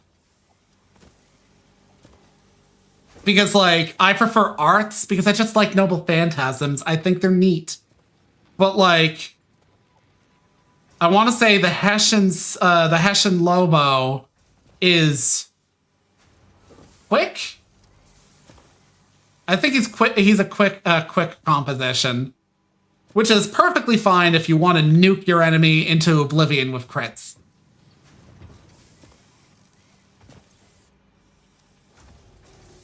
Let's see. That's spiked up.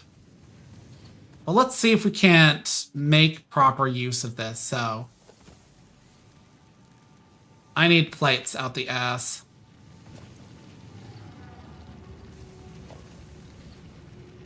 Constructor.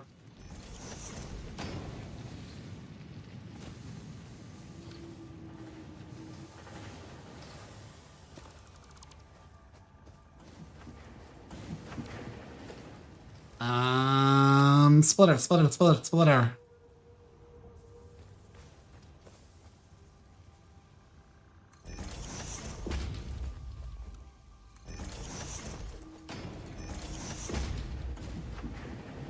Oh, you ho.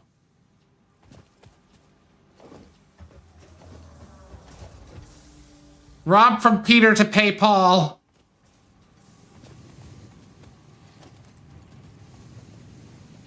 You absolute chungus.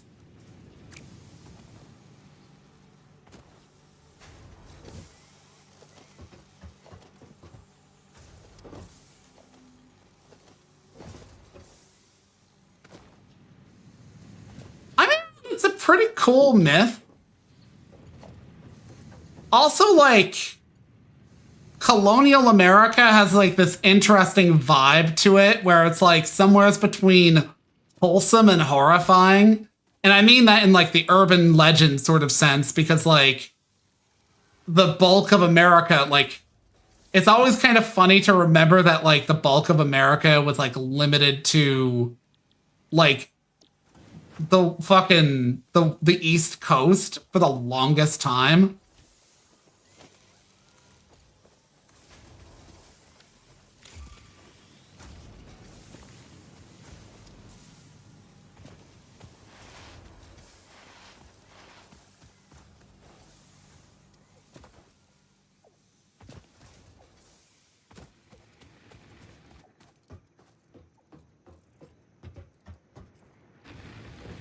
I mean, okay, the Headless Horseman Did the myth originally come from there, or do you mean, like, in terms of the fact that he was a Hessian soldier?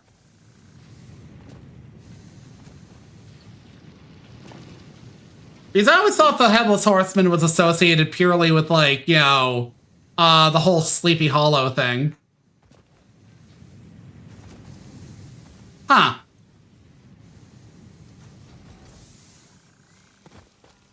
Then again, Doolahans aren't exactly, you know, absent from mythology.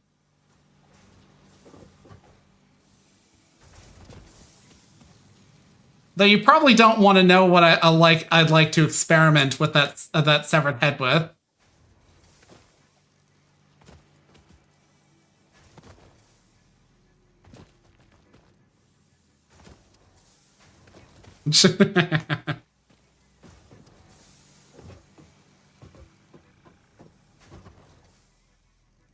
Okay. Coal power. Right.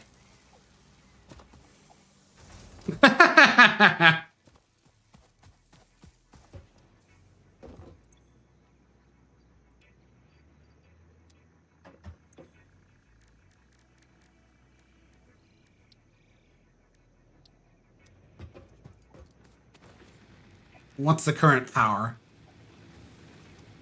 So I could put down a fabricator and not hurt my bottom line. Oh yeah, it's absolutely producing more than enough. Smelter. Instructor.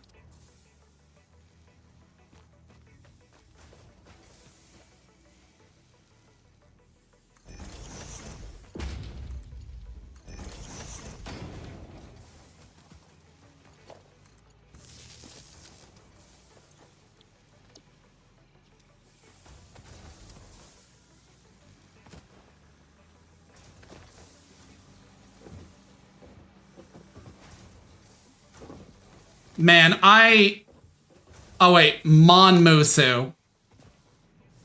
I'm pretty sure that's like a different one from Monster Musume. Or is it the same thing? Because there was a Doulahan in that, and she was hilarious. But I did not place her high in the waifu bull, predictions.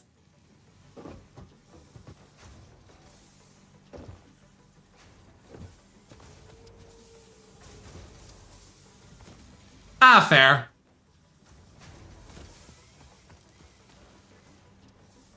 Yeah, Kelty was a fun character in Durarara. I think that was her name. I can't quite fucking remember because it's been ages since I watched Durarara.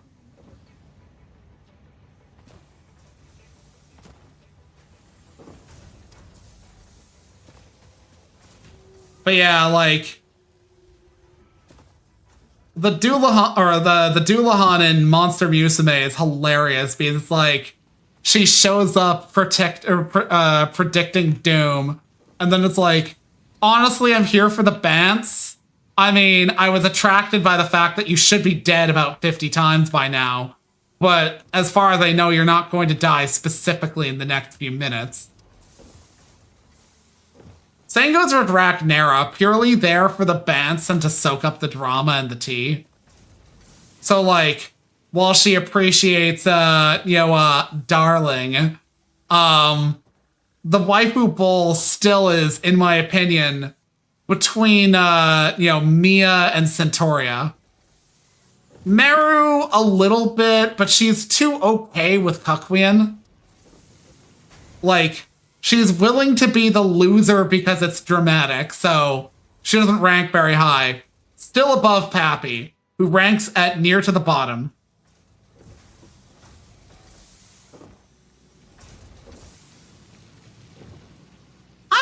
Ragnaera is not bad. It's just like, in terms of the waifu bowl, I'm ranking who is most likely to win.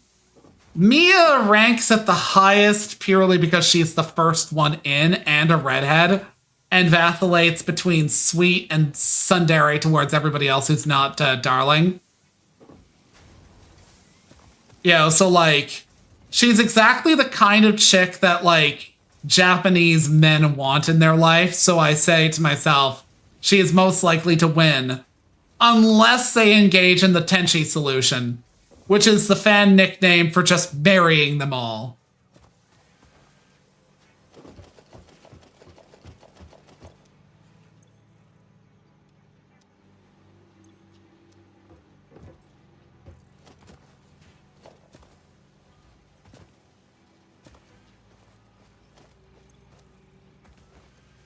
Centauria, however, does put up stiff competition.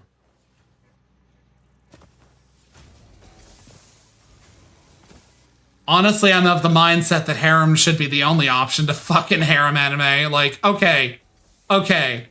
There are exceptions, but I feel like if you're enough of a dog that that you're at the point where you're basically like dating like 20 chicks simultaneously, like seriously, you're not a monogamous person. Don't even fool yourself about that. You're not. You know, like you're either a hoe or you're polygamous. You know, pick one.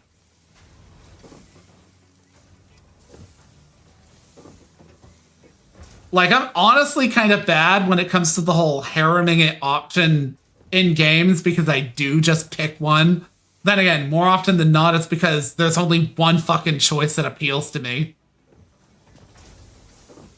Even in most gay lit, you know, the choice is like, you know, big, thick muscle man and 40 other twinks.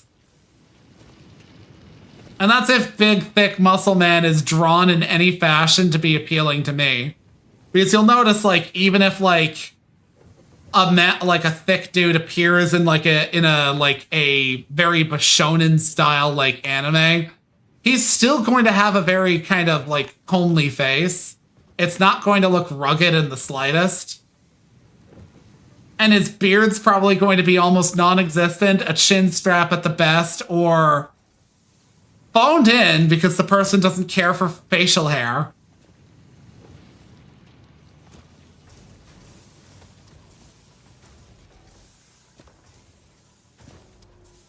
I'm like the maker of Full Metal Alchemist. I like my men to, you know, drink they milk.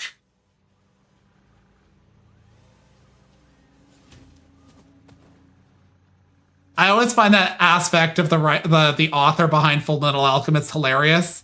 Because, like, if you didn't know, she has a side series that has nothing in association with FMA. It's called Silver Spoon.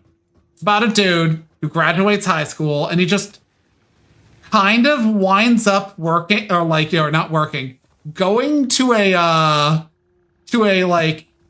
oh fuck, what's the term?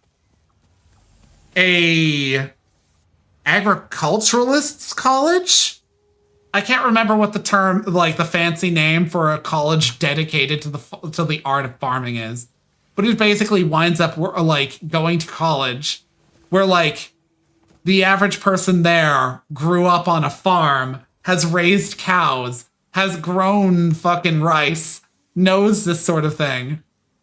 And this is entirely the author writing from her experiences because she grew up on a farm.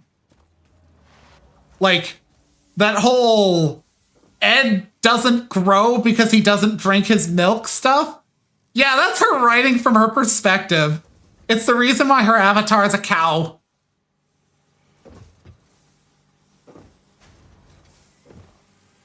Yeah, even, was it Nobiri something or other? Farming life in another world.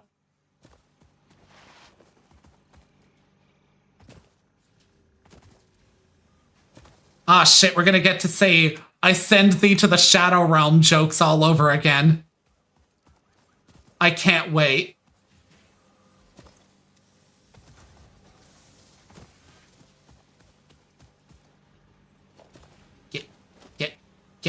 Get in there. Get in my pockets. I need you.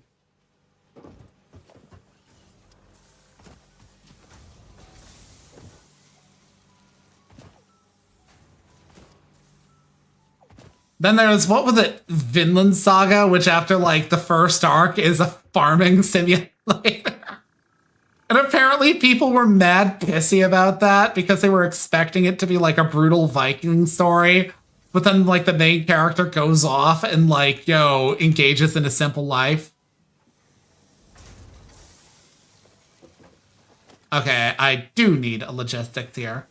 Okay. I need plates, so many plates.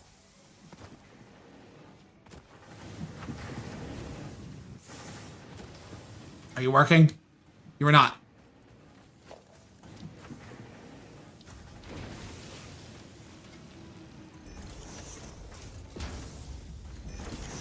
Okay, there we go. 60, 45, 30. This is probably going to be overburdening the system, but I don't care.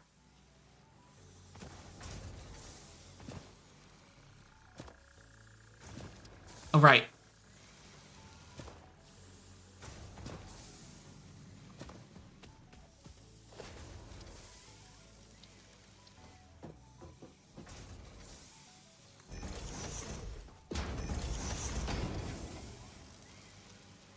Hey, there we go. Things are all turning up, Millhouse.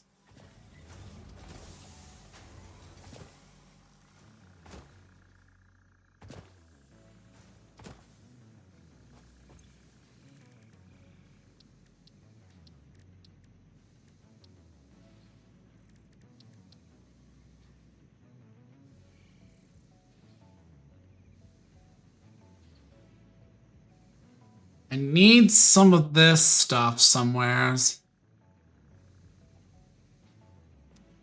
I think I do need to go a Viking.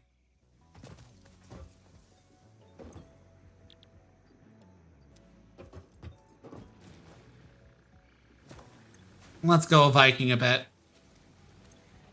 Actually, what's the state of my fuel?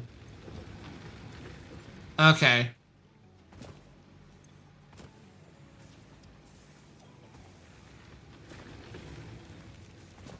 I'm gonna turn these leaves into fuel, which is gonna be a fucking agonizing thing.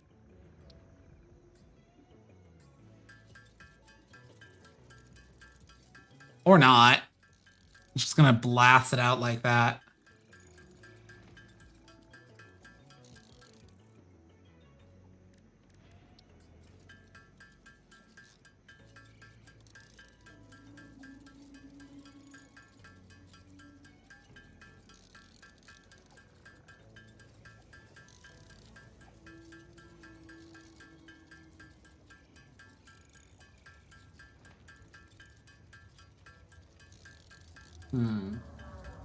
Moya Shimon is the name of the manga. Huh.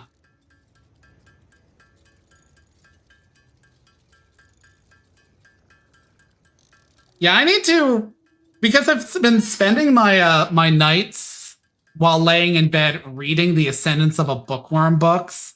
I need to find the time to catch up on a bunch of anime because fucking campfire cooking in another world with my my awesome skill, I just call campfire cooking, is on its second season. And by the gods do I recommend that one. It's so cozy. And also hilarious because the main character basically is all like, I'm just gonna faff about, I'm gonna use my ability to summon up Amazon and like buy like refined salt and shit like that and just like sell a king's ransom of stuff.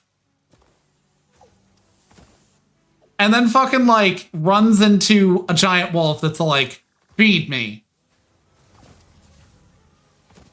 And then from there it's just endlessly him suffering.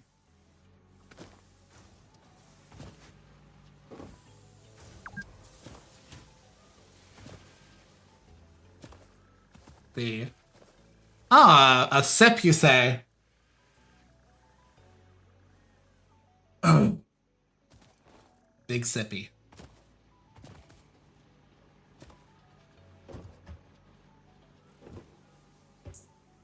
Yeah, okay. Okay. Right. Attention span of a gnat, I swear.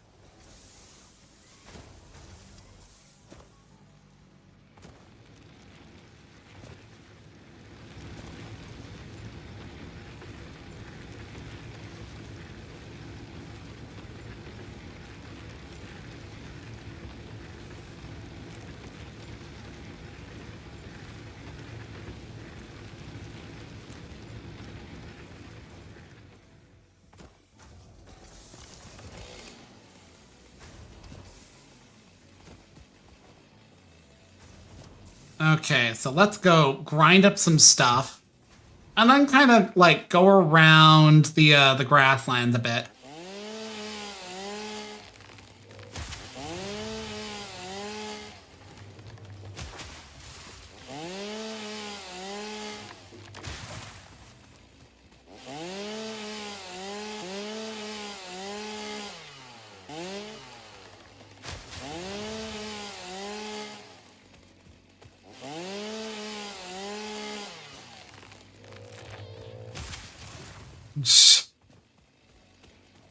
You need to finish up Volume 8 of the Goblin Slayer light novel. Is that the most recently released one? Because you can never tell with light novels. Fucking, Ascendance of a Bookworm has a fuck ton of novels to it, but they're not terribly long. But fucking, like, they're told in, like, parts and volumes. So, like, I just finished part 2. And if you think of part 1 as, like, the starting area where it's the main character's life as a commoner, part 2 is her life, you know, in the temple. And part 3 is her life after she's died and entered witness protection.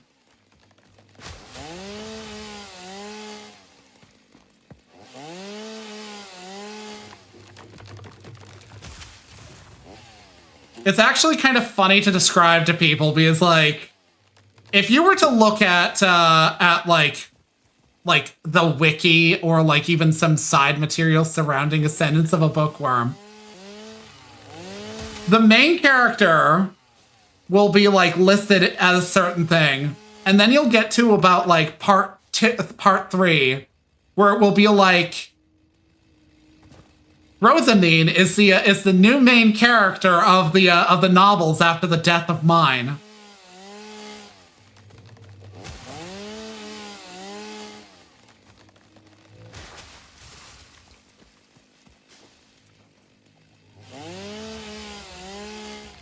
Okay, yeah, that's more than enough wood.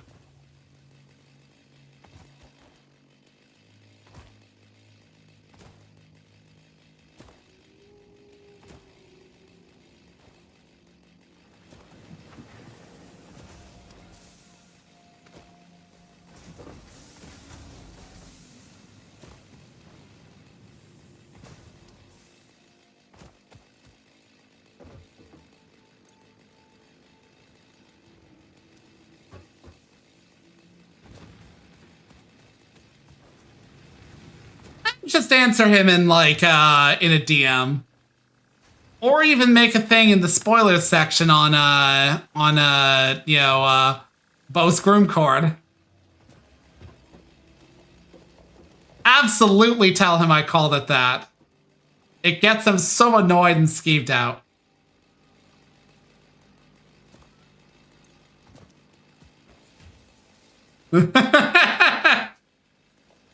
Look. He is a Discord admin.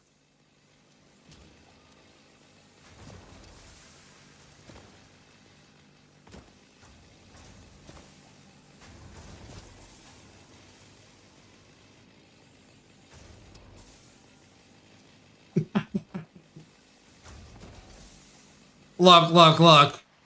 I gotta mess with my boyfriend. It's how I show him that I care.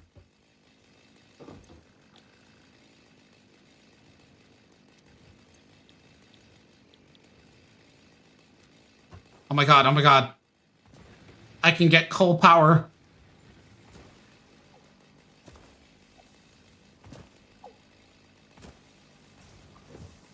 Give me a rotor.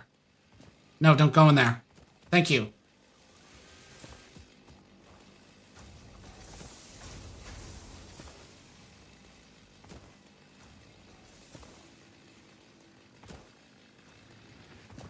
Ah! Boosh. Give me coal power. Milestone reached. Power production can now be fully automated by burning coal, which has been added to the resource scanner.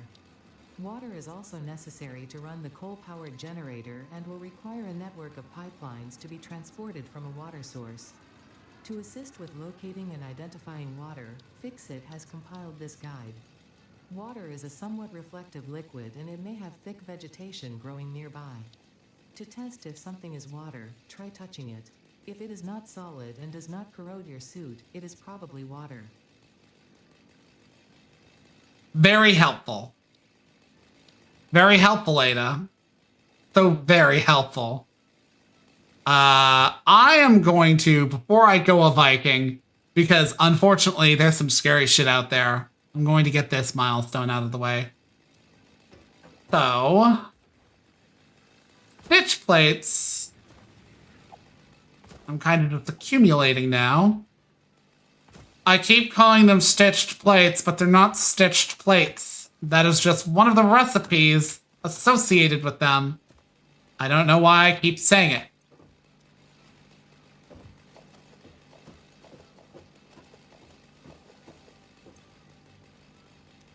Yeah, that's enough. If I dither for about 6 minutes in the grasslands.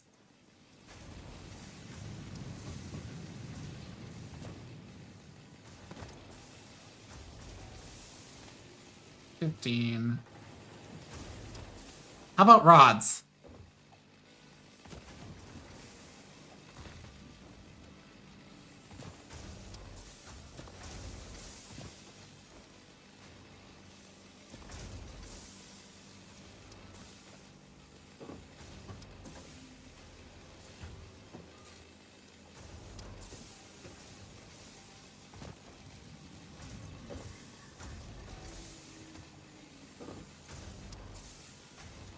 Yeah, okay.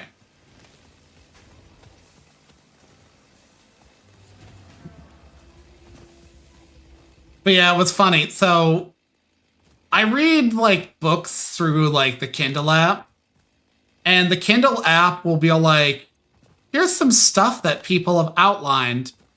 When we get to this point, keep in mind that mine is the main character of Ascendance for a Bookworm.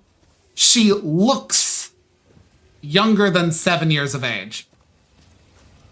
Now, she's actively 7, but mentally she's more like 20. And at several points, people observe that like she and the character Ferdinand, who's in his 20s, would probably make a good fucking marriage in like noble society. And I'm mostly like ambivalent to it because I know for a fact that she, you know, gets aged up at some point. And she also has an age gap, but also like she is again mentally an adult. But like the line, if somebody has like highlighted a spot in a book and done so many times, Amazon records that. And their Kindle system will be like, several people have underlined this spot. And like, I saw it with underlined. It was like, what AO3 thick writing hoe is underlining this?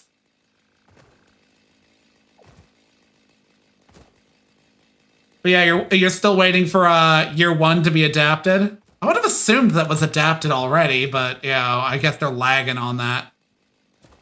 They slacken.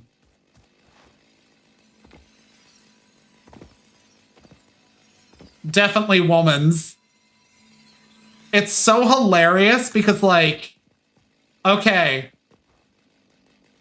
the early stuff from Ascendance of a Bookworm is fairly wholesome. And it remains wholesome. Like when I say fairly wholesome, I mean like past a certain point, it starts to include a degree of violence to it. Because it's revealed just how borderline sociopathic a lot of nobles are in this setting. Like, yeah, okay, sure. Historically, they've been not so kind to the little guy. But I mean, borderline sociopathic. Like, mine almost has her parents executed because a bishop in the temple was basically like, oh, you're just a commoner?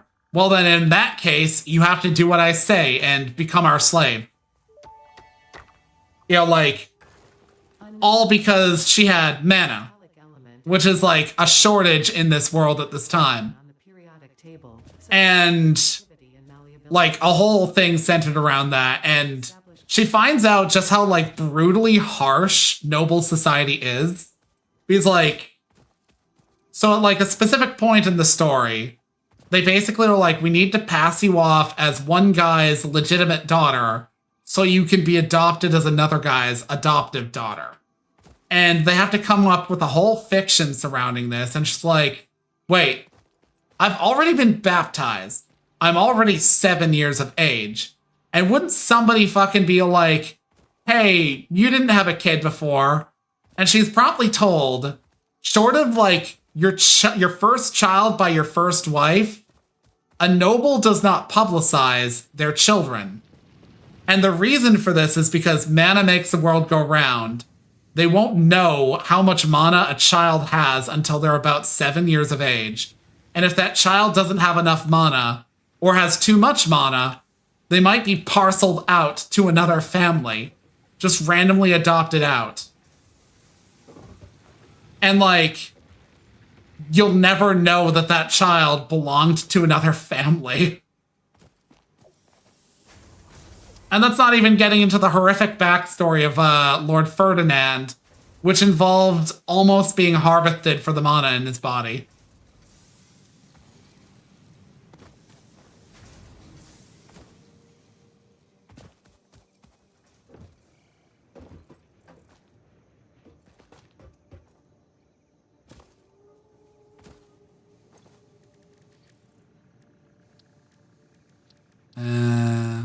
Oh, Catrium.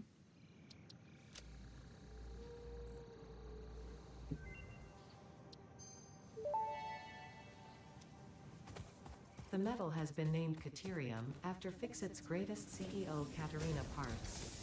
It has been added as a viable alternative to gold in industrial applications, specifically in advanced electronics due to its superconductivity, malleability, and corrosion resistance.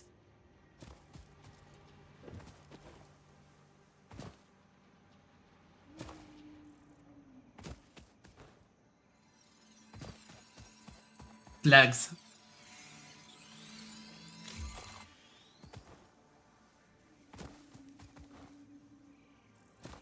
I wonder if I can find a cool S around here so I can trigger my ability to detect them.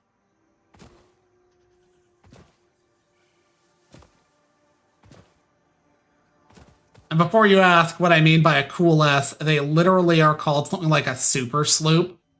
There's one up there, but I can't reach it. Actually, maybe I can.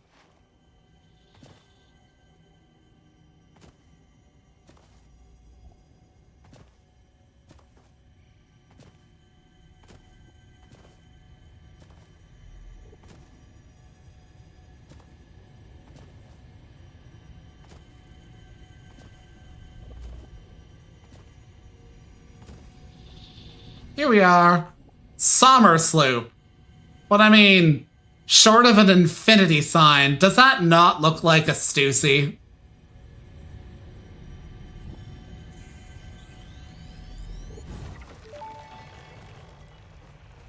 One of the oldest bits of child lore out there. And head of its R&D department. Yeah, it looks like the fucking S. Shape, and why this symbol mathematically resembling a Mobius strip has found its way Okay, so extraterrestrial culture. let me actually bring up the image, EA, because like you've more than likely seen it, but it's known by so many different names. Fun fact: the planet you are on was found and named during a planet spotting event Marie hosted named.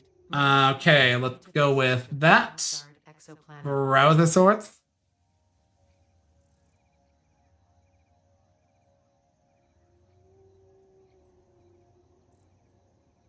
There we go. That. Otherwise known as the Cool S or the S or a Stussy. Many people have used one in their iconography, but nobody can really officially claim it because it predates a whole lot of things. Nobody's quite sure where it originates from.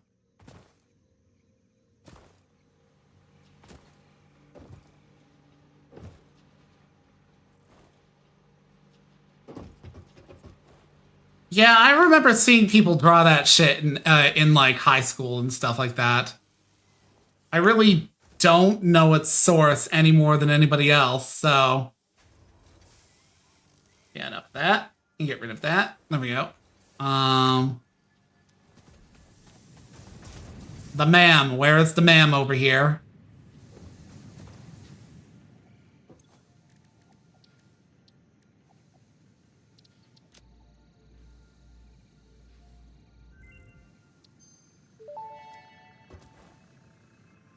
Summer sloop analysis completed. Summer sloops are somewhere between battery and conduit, harvesting energy from pockets of space with complete disregard for the rules of the space-time continuum, and distributing it into its connected ecosystem. This energy, Let the energies harvest until the waves reach our shores. Consume. similarities to the hypothetical force of dark energy to potentially be one and the same. It can now be tracked by the object scanner.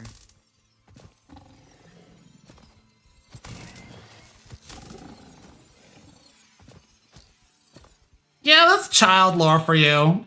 Like, child lore refers to, like, any sort of, like, stuff that, like, you kind of just learn as a kid from other kids while playing. And oftentimes, there's no real source to it. It's not like an adult is teaching children Ring Around the Rosie. You know, that's generally something other kids teach to each other. One sec.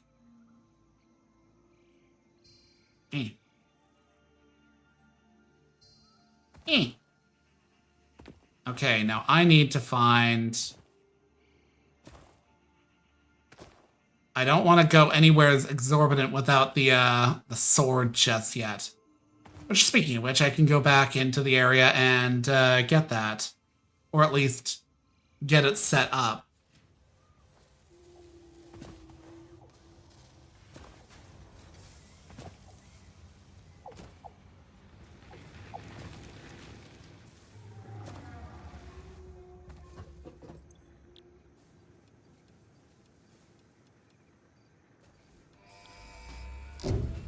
Yeah, buzz off.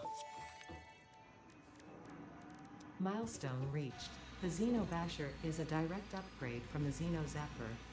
In the words of the engineer that first developed this tool, quote, the Zapper kind of electrocutes things. I haven't read the manga in ages, so I need to pick it back up.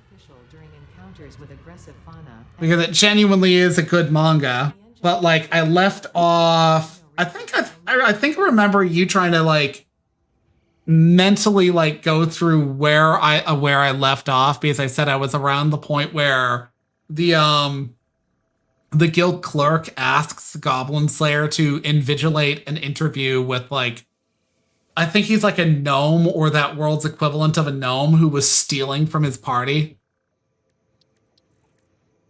And the dude gets so bent out of shape because she's like, you're not a credit to your people.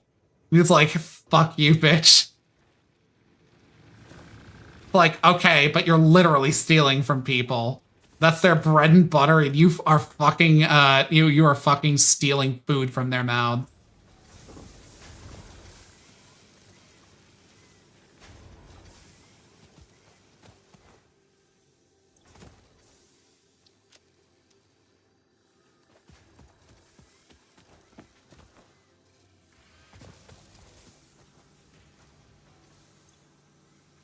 What's the name, EA?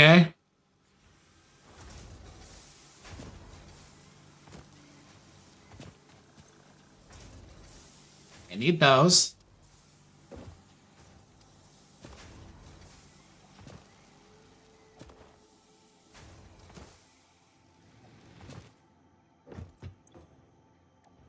Okay, I've got those rods. I don't remember his name mostly because, like, he was kind of a twat waffle. I mean, let's be honest, the dude was stealing from his party and got indignant because somebody had the audacity to tell him, hey, maybe stealing from your party is bad. And then he was, like, shocked that it didn't go his way. Yeah, I think his name would have been literally just like Rhea Scout or something like that.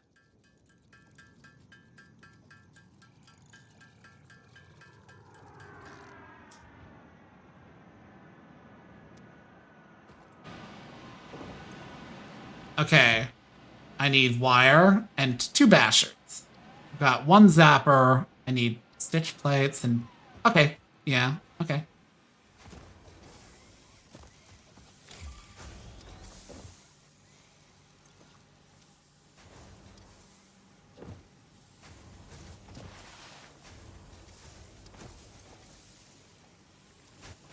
Got plates.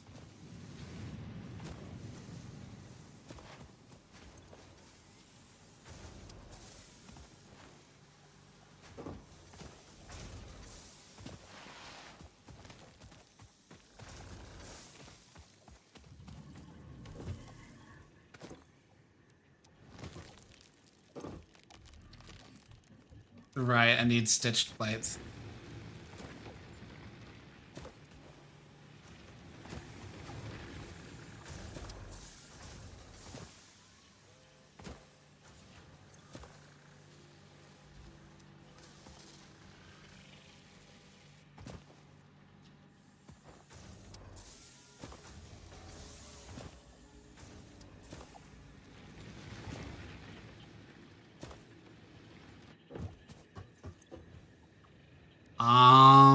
Right. I need wire. I'm not going over there to get more wire. I'm making the wire here, because fuck me.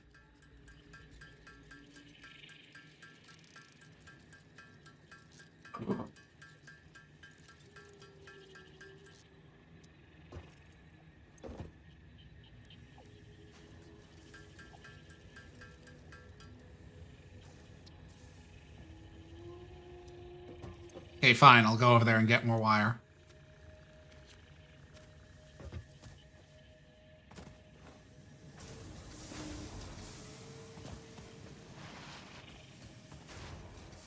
I mean, it makes sense, though it is kind of funny, you know, because it kind of mildly breaks the sort of, like, the standard of, you know, Goblin Slayer, because, like, kind of the thing about Goblin Slayer is, within the grand scheme of everything, the Goblin Slayer is just some dude.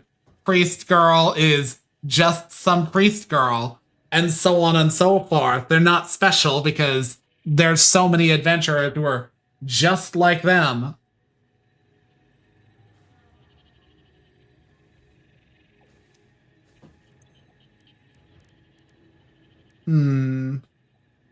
Right. Give me Xenobasher.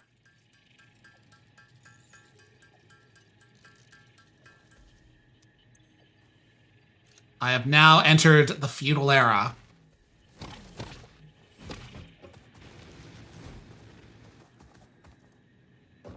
And while we're at it, let's make the scanner, which I should... Can't pin this shit. I wish I could pin this shit. Or maybe I can. Add to my to-do list. There we go.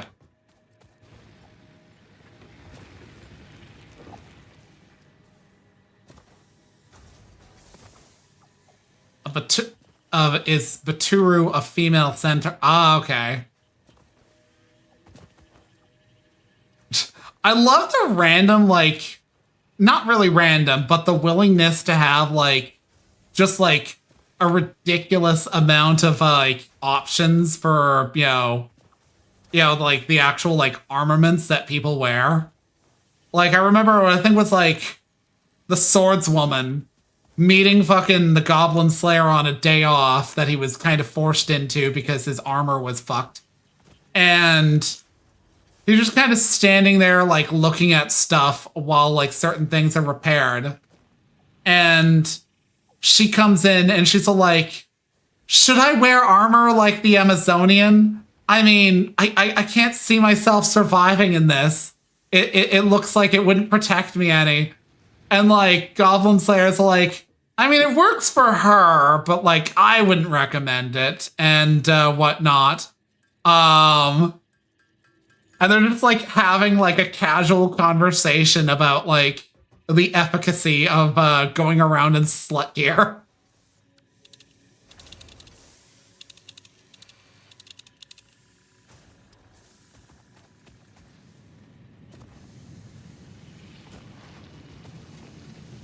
Yeah, she was trying to get his attention, so she was considering wearing sluttier armor.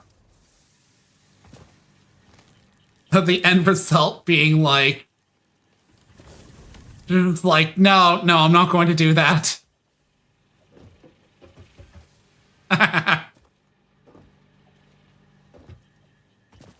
Yeah, I do appreciate her character and his, like, interaction. I love that bit during, like, the Goblin raid where, like, she's, like, considering one sec. Here we go. No, I actually can't go off just yet. I need certain resources.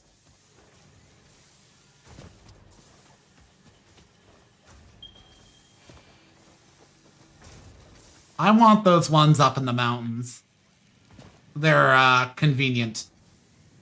But yeah, I love that bit during, like, the Goblin raid arc where, like, they make where she what was it? She saves his ass off of, like, a goblin, like, ogre. And it's, like, a ridiculous fucking, like, amount of effort to take it out. And he's like, thanks, I guess. You can take that kill. And she's like, don't mind if I do. And then, like, brings it into the guild clerk, and she's like, I'm sorry, it only counts as one. She got 1 gold coin for all of that effort.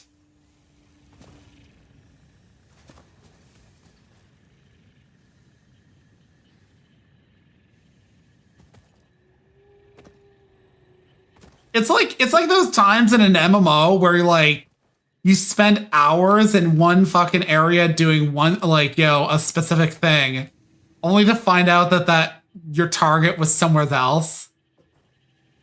Like, a few months ago, when I was, house sitting for my mom for a bit, technically watching her dog, I was, like, grinding relics in Final Fantasy XIV, and one of the stages of that quest series is you have to, like, get X amount of, they're called Atmas. And Atmas only drop from certain zones off of fates. And it's not 100% chance. Like, a fate will basically generate, like, a 50-ish% chance of getting one of these. I spent, like, an hour twice in zones that did not yield these, and I'd misread, because a lot of the early, like, A Realm Reborn areas are South Shroud, West Shroud, East Shroud, Outer Shroud, or South Thanalan, East Thanalan, North Thanalan, West Thanalan, or Outer Lenosia, Southern Lenosia, Western Lenosia, Middle Lenosia, and so on. And I was doing this shit, like, late at night, and I was tired. Okay, I need... Let's stop coalescing around here.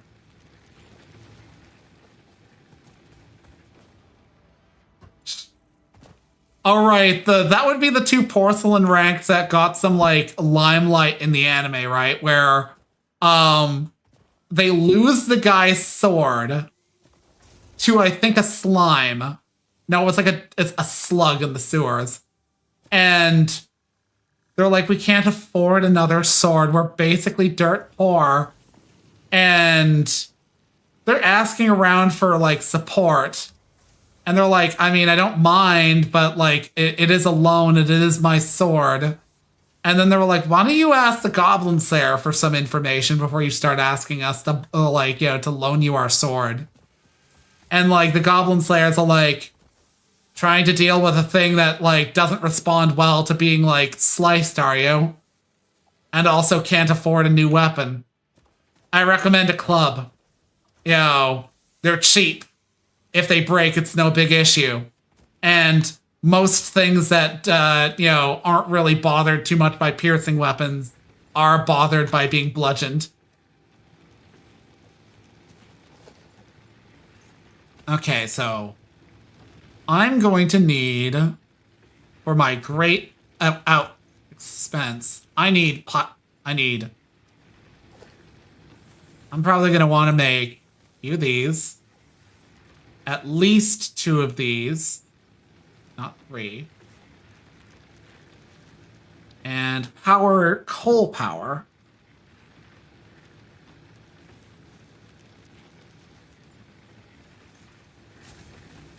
Yeah, I'm definitely going to need rotors.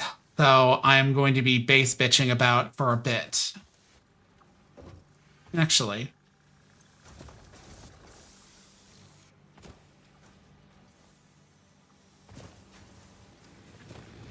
Okay. That's still got shit coming to it. So those are fine. What about you? About 77 in there.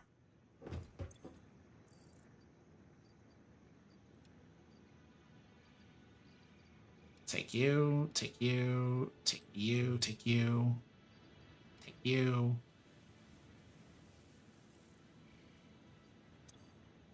Do I need frameworks?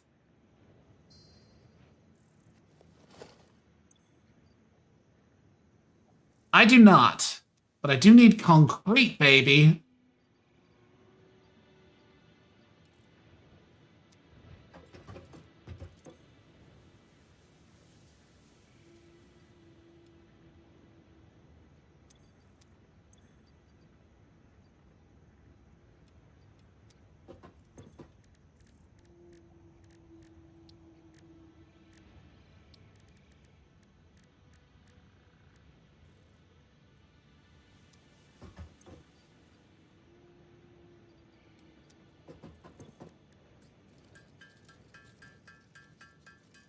Alien protein.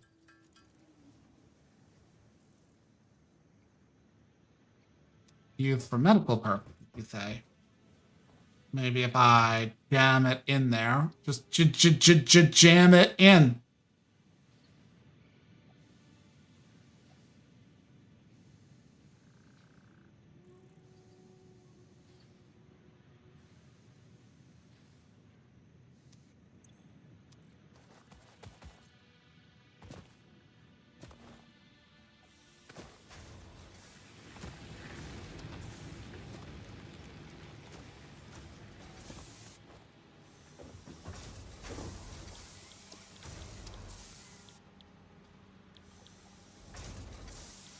Okay, that doesn't yield a result, so. Alien protein.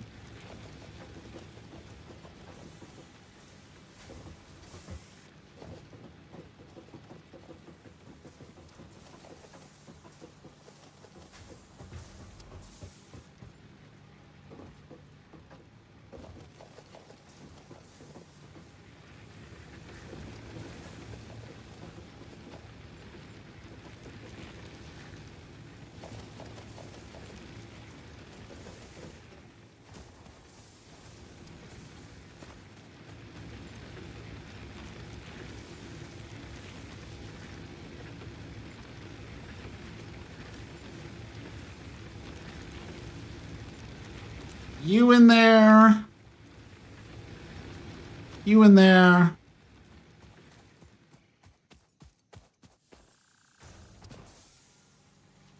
Even just one coal power plant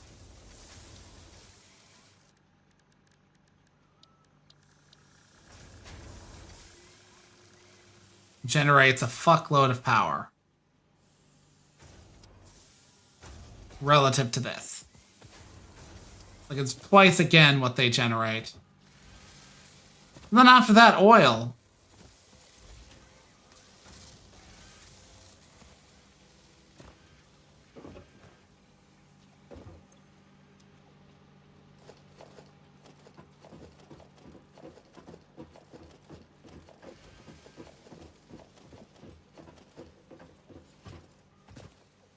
Reinforced plate.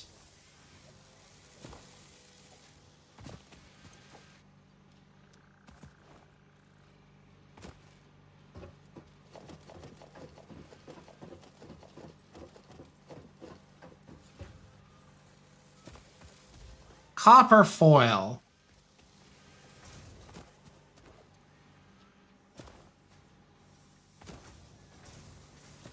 I'm gonna need a bunch of those.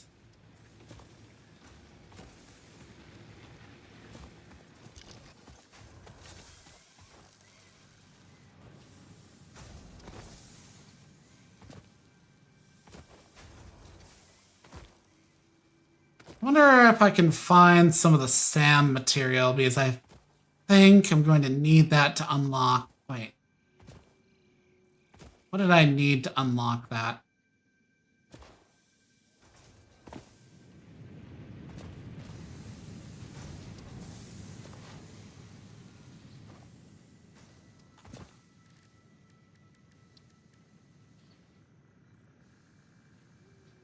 Okay, that's not what I need at this juncture.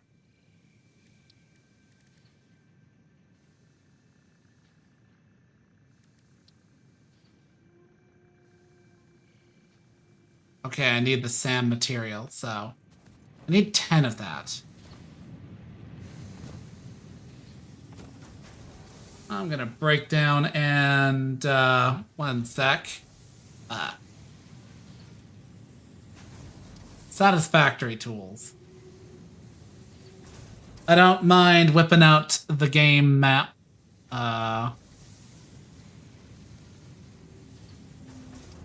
Codex.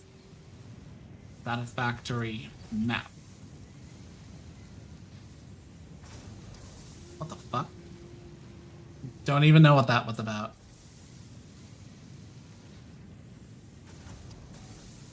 Right. One sec. So you're not wondering what the fuck I'm doing. It's kind of rude for me to be like, see, how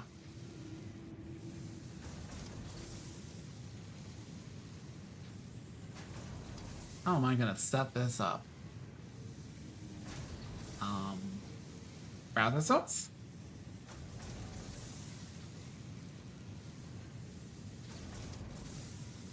Yeah, no. That is not the least bit helpful. Guess it's gonna be a Slaythor. We'll go with that.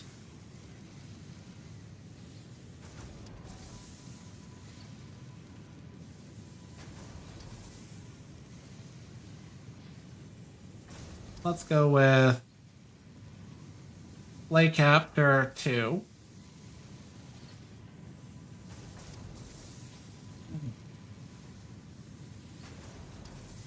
Okay, let's shrink that down.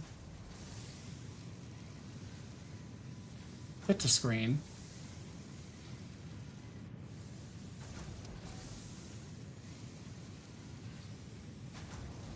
And go over here. There we go. I need to find a small resource well of resource node of SAM.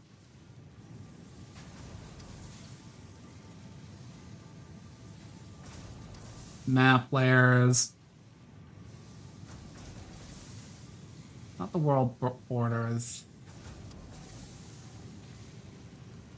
Roads is neat, but Gas pillars, caves.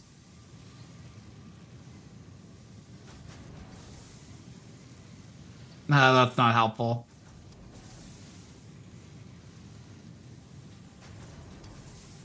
Whatever. I guess I'm going a Viking.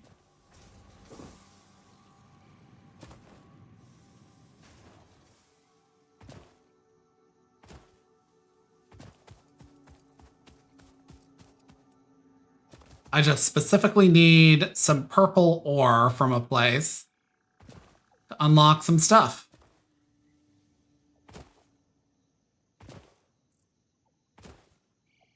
That ain't it.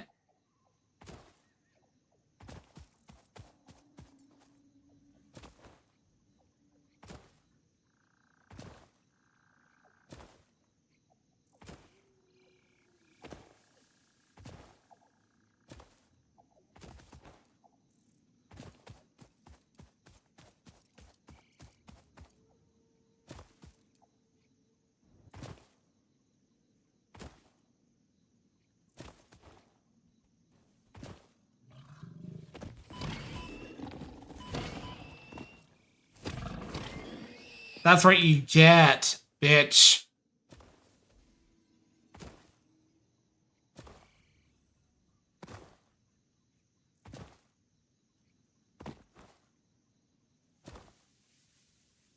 Oh, literally already found it. Oh, well, this is rock quartz. It's useful, but it's not what I'm here for. Unknown crystalline mineral collected. This mineral is composed of the same chemical elements as quartz and may yield similar industrial functions. Research it in the MAM to establish classification and potential application.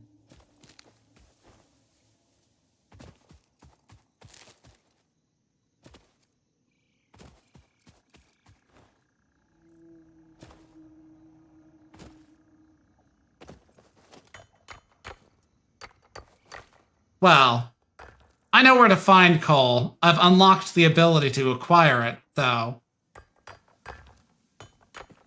Break already.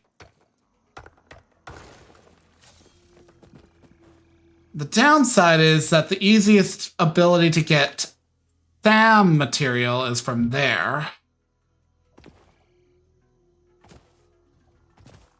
But I don't get bombs for a bit.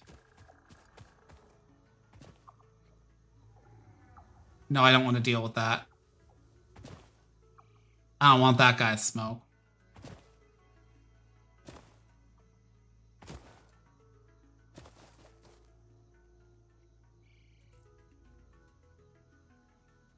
Hmm.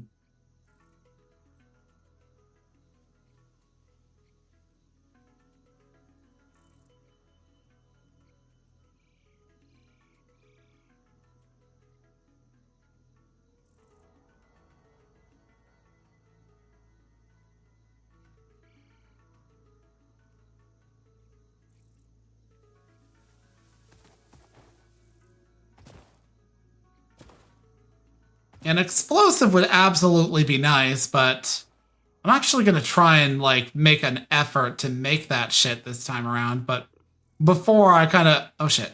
What is hostile towards me?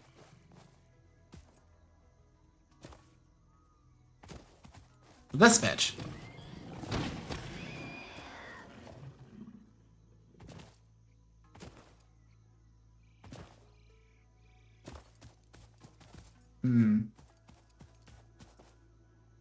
Yeah, no, this is like one of the problem areas. First and foremost, these things are dangerous. If you draw too close to them, they emit a fucking cloud of poisonous toxins. And unfortunately, it doesn't go away for a good long time.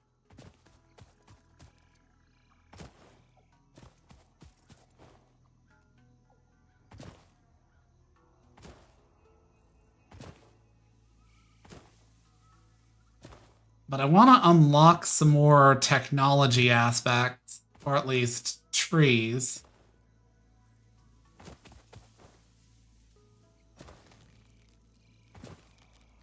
Bean.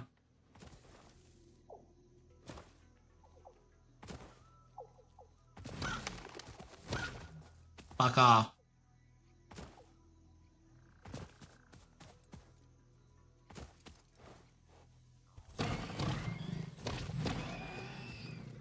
Got the drop on you.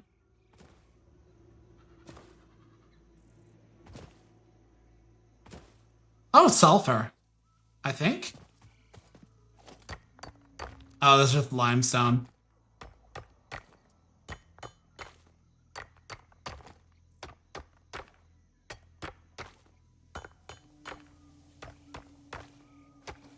Which is made for, used for making concrete, baby.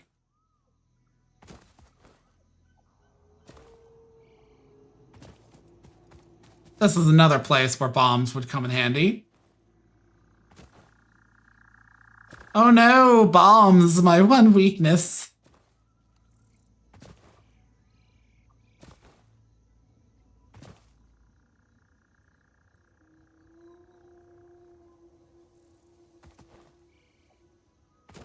Was double checking to make sure that Bo didn't just go to bed without telling me. I like to tell him that he, give him a good night kiss.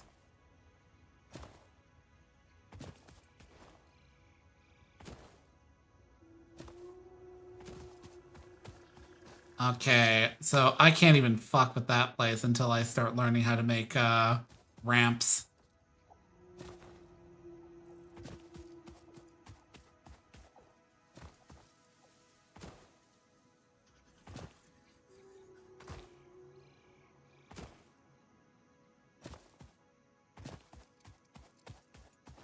More concrete.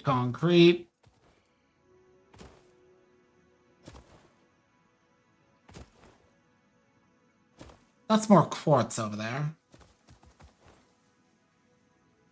Finding a cave with some mushrooms in it wouldn't be bad.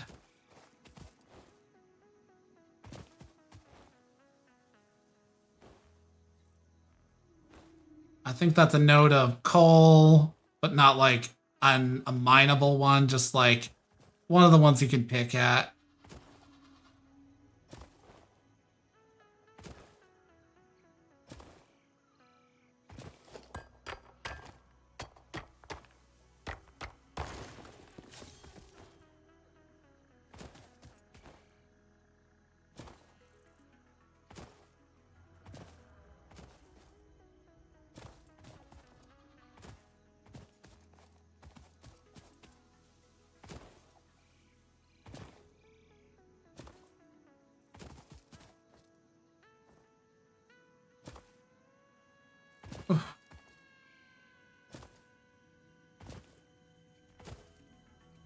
Okay, do I need anything special for climbing this one?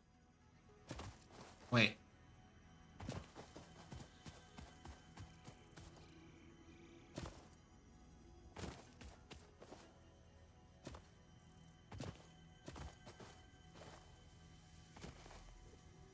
The Mercer orbs are really a crucial thing to get early on. Ah, no.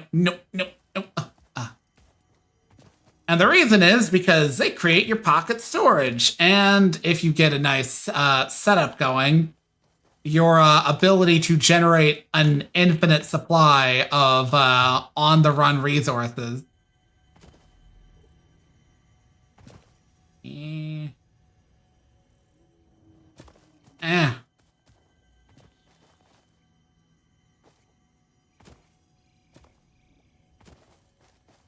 This platform's only hard to do because my face is full of foliage.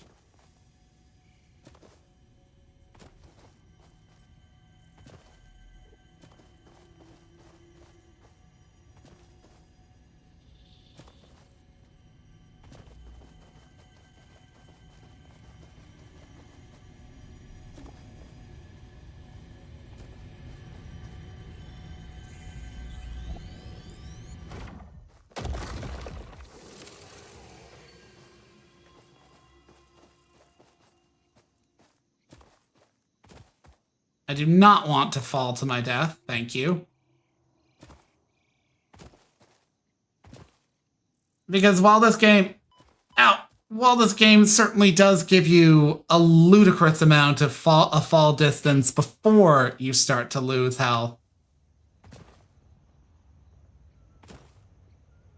It's still basically kind of like a possibility with a lot of the verticality to just fucking die.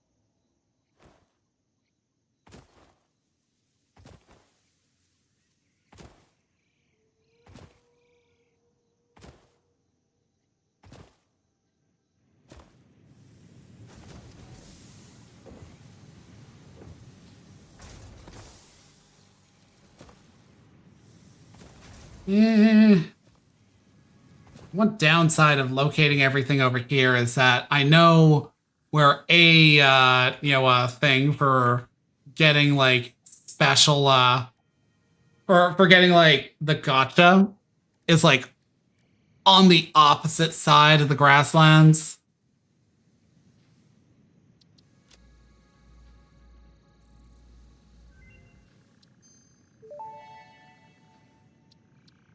The crystalline mineral was a previously unknown variation of quartz, with uniquely large and flawless crystals, normally only found in synthetic quartz. The industrial application of this mineral will follow that of its synthetic counterpart, specifically in communication and exploration technologies. Okay, that's useful.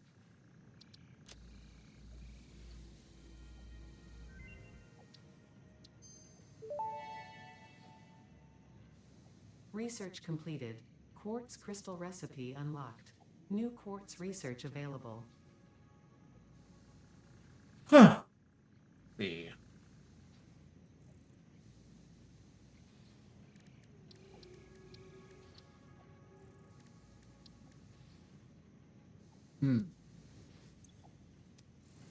I need to find SAM material. But whatever. Portable miners are something I need to make right now.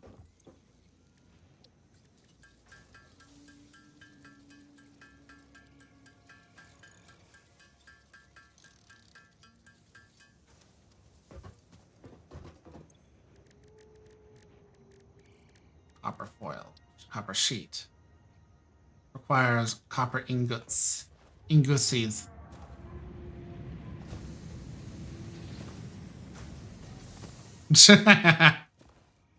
Isaac Newton is the deadliest son of a bitch in Mass Effect. Ha! That will eternally be a hilarious line.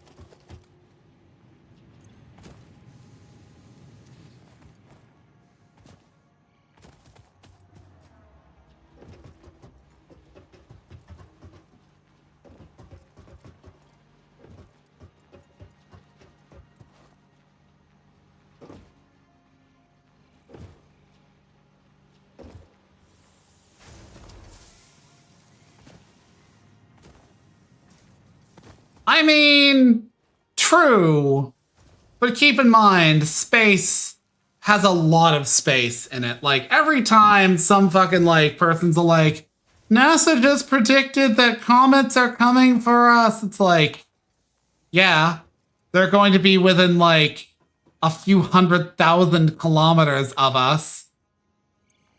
Like, the space between us and the moon is a ridiculous amount.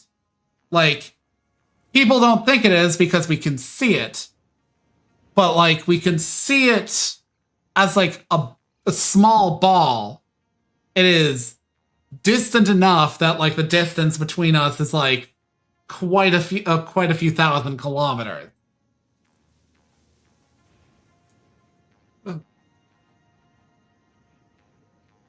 Okay, let's make these copper sheets because I need them.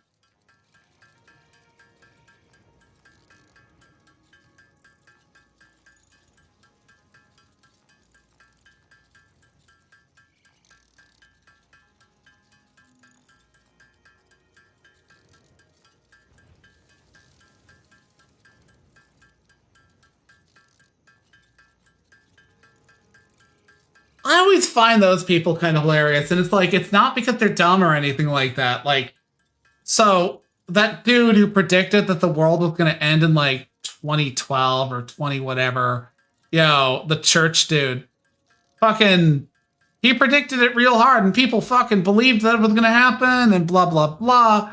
Some of these people were engineers. Some of these people were like luminaries of their field. But they allegedly did the math and compared shit, and we're all like, oh shit, it's gonna happen. And then, like, it didn't. Because, of course it didn't.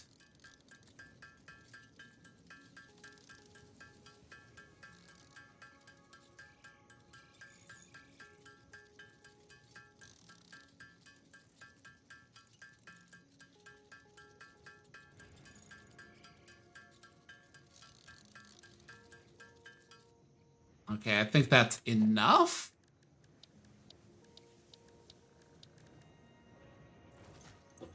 No, it's never enough with this shit. Let's make as much as we can.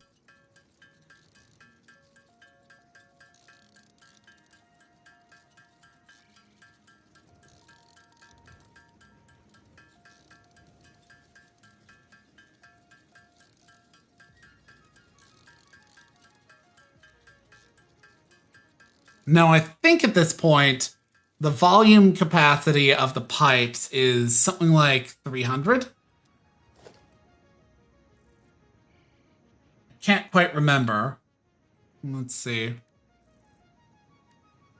Yeah, 300 cubic meters.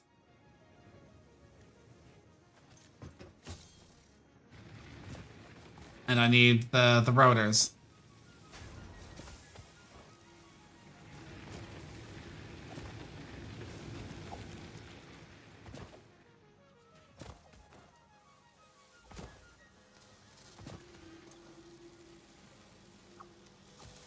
So glad I don't have a carrying capacity.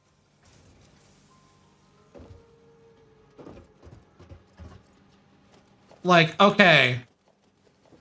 I have a capacity in terms of, like, space, but not in terms of, like, encumbrance.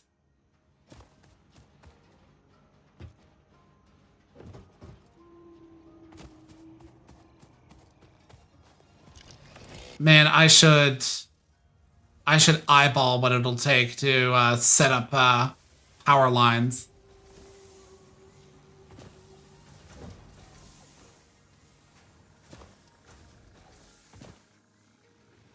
It's gonna be my power grid. I may as well make sure that I've got...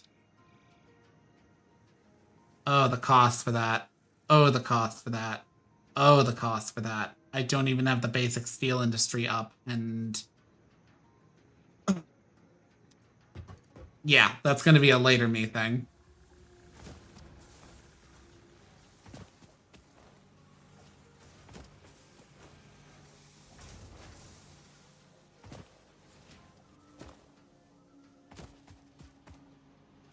Honestly, steel's annoying because it's easy to set up rather relative to other things. Like, when I say annoying and easy to set up...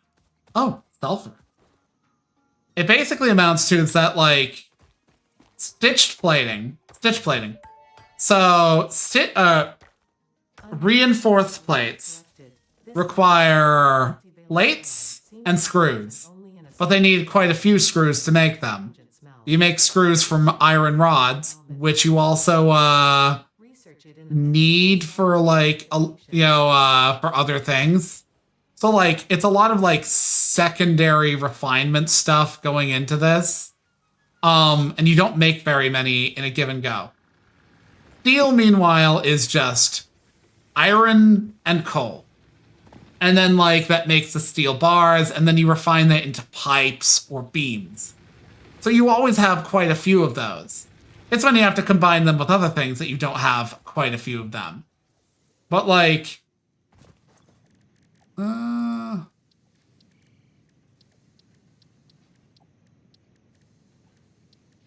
But, like, fucking, reinforced plates require so very much just to make. Gonna unlock sulfur, because sulfur will lead to bombs. This unknown chemical element was in reality an unusual mixture of solid sulfide and sulfate materials from which sulfur can be extracted. Sulfur's primary use lies in fertilizers, which we have no use for. Instead, this element enables access to more volatile obstacle clearing and pioneer defending tools. Who doesn't love that? The ability to make bombs. In video games. In video games, Twitch. I need that to be understood in video games.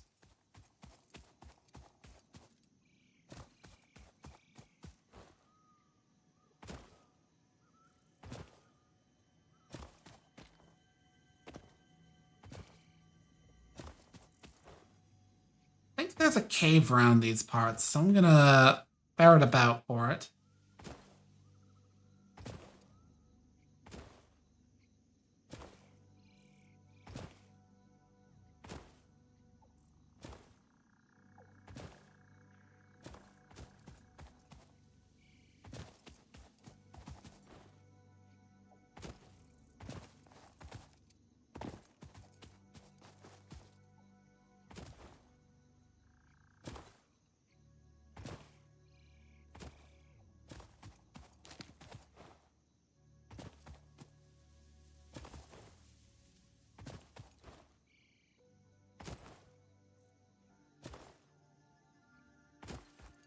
On the far edge of the grasslands. Before it starts getting into the canyons area. Impure. Impure. There's not really a whole lot of pure iron sources in this region, but there's a fuckload of just iron in general. If memory serves, pure iron and coal, you find a fuckload of it up in the desert region. And so the desert region is a pain in the ass to like get that first threshold. But once you get to there, I mean, you've got resources, though I think water would be the part that's the pain there.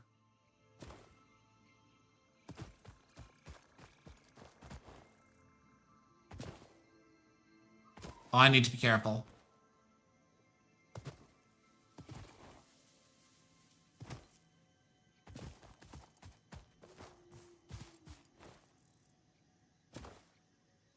There's a big pig dude over there, and I do not want to, I don't want his smoke.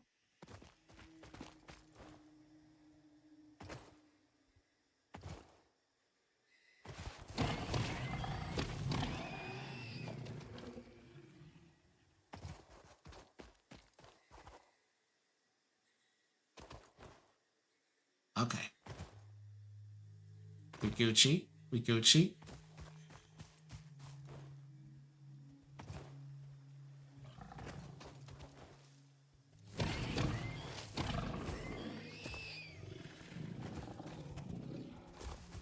Where'd you go?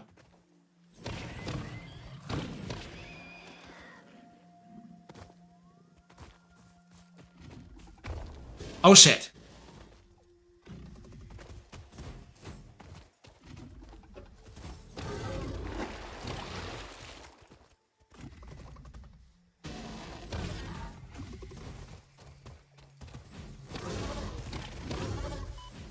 Ow.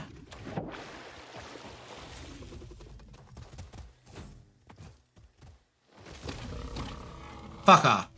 There we go. Whew. Okay, one of these is not like the rest. Oh, foil. Oh. Oh, yes.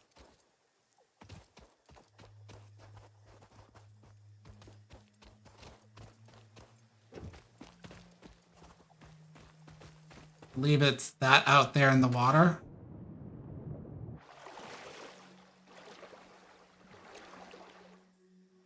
Ah, yes, it needs power.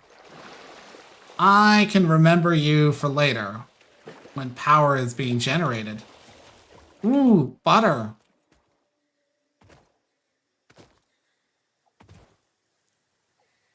You're probably thinking, wait, did he really just say butter? But I mean, seriously. These look like butter. They literally look like sticks of butter that like somebody got from the convenience store, wrapped in like a wax paper.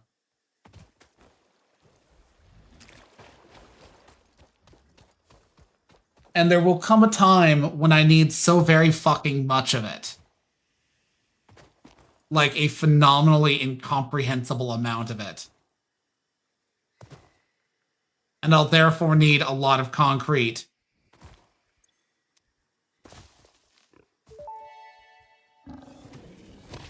Potential edible collected. Reminder that look and smell alone do not provide sufficient data to determine exact risk of consumption. Just because it looks like you can eat it does not mean it won't eat you. Research it in the MAM to establish classification and potential application.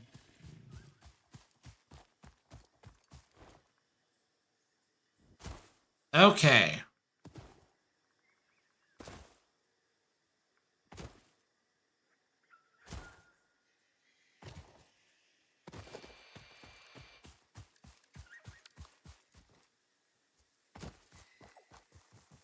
All right. These fuckers.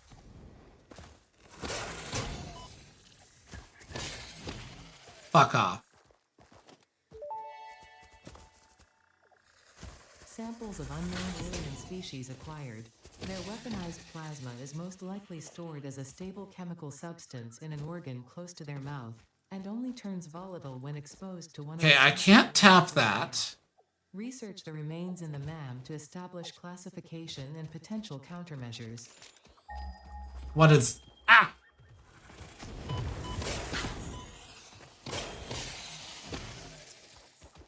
You're in my way. So you're normal.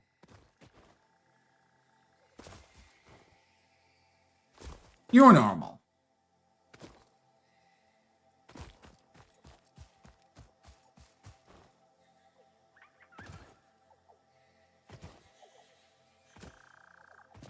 I think one of these is pure? Oh, just normal. 3 normals.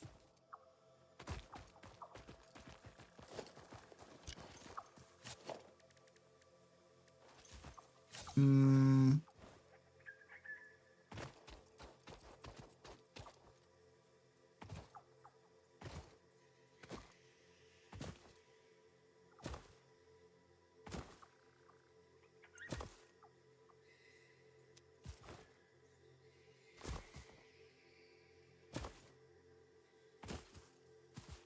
Okay.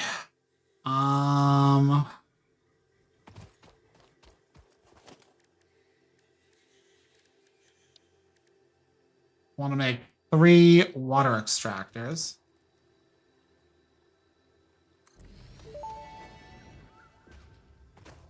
That may indeed be water. Try submerging your arm. If it does not dissolve, that will narrow down the range of possibilities. Or you could just pipe it to a coal-powered generator and see what happens. Thanks for that, Ada. Amazingly useful information.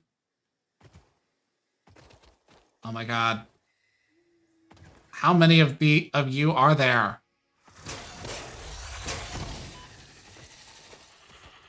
Always gotta get the last word off, I see.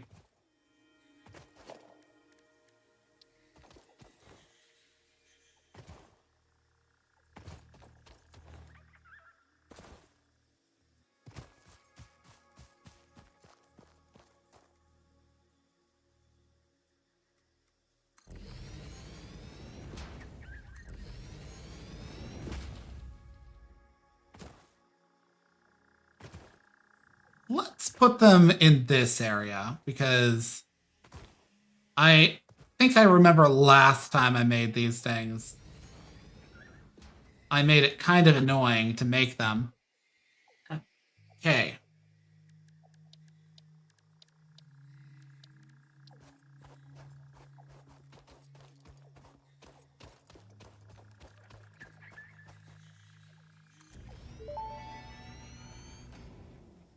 Interesting, most pioneers already had coal power set up by this point because they understood their responsibility to humanity.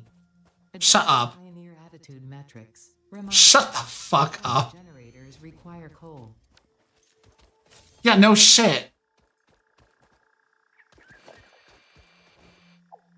No shit, bitch. Just, like, none of that needed to be said.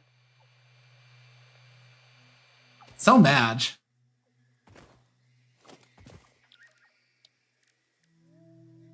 Oh, I can get away with those now. Okay, 60 per.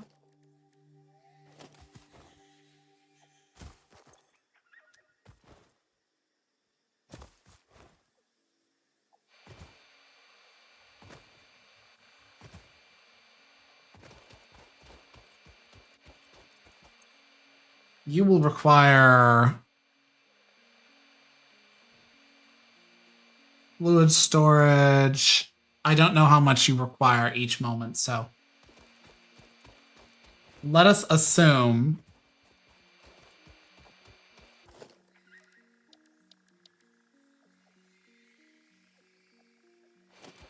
you will need, let's see.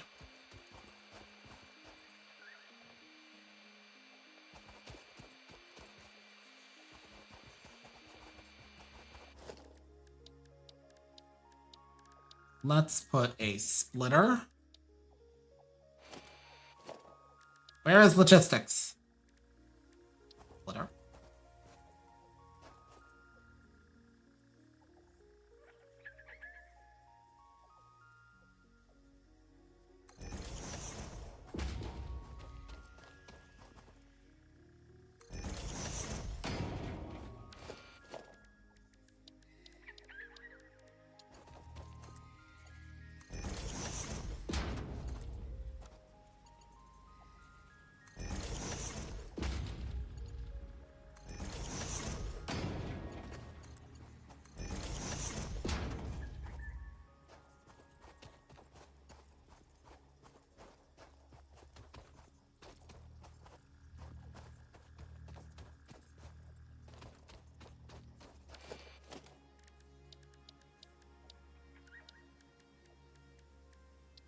Merger.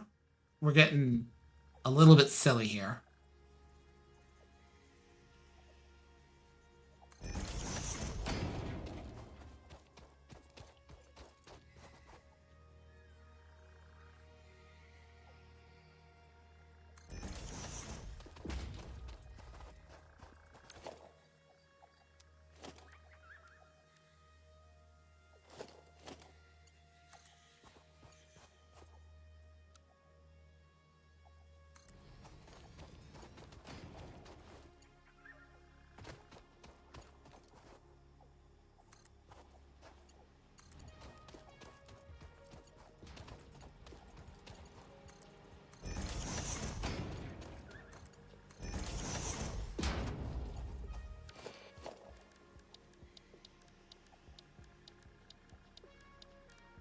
Logistics, splitter.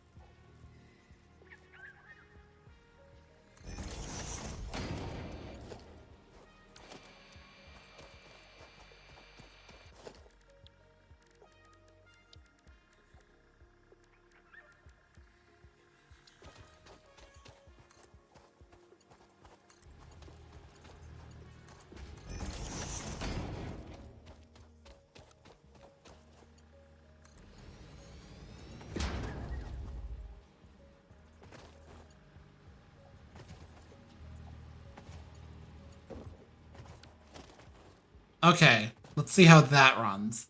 And if it runs poorly, I can just turn one of them off.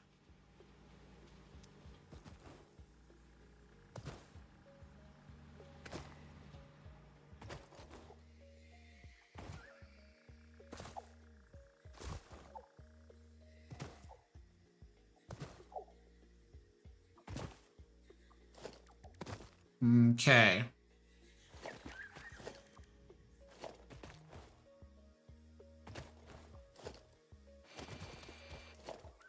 So, production.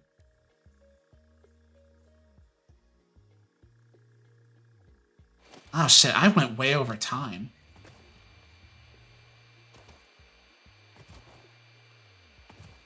I might actually call it there and pick this up next time, which will be sometime next week.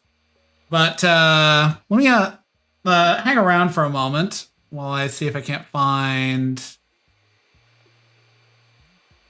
There isn't really anybody, I can raid tonight. So I'm going to leave it there. But again, thank you for tuning in for my stream. I appreciate your viewership. And hope to see you tomorrow for Species Unknown with me and the boys, because we're having our big group of friends shit on Halloween rather than Saturday. Because, well,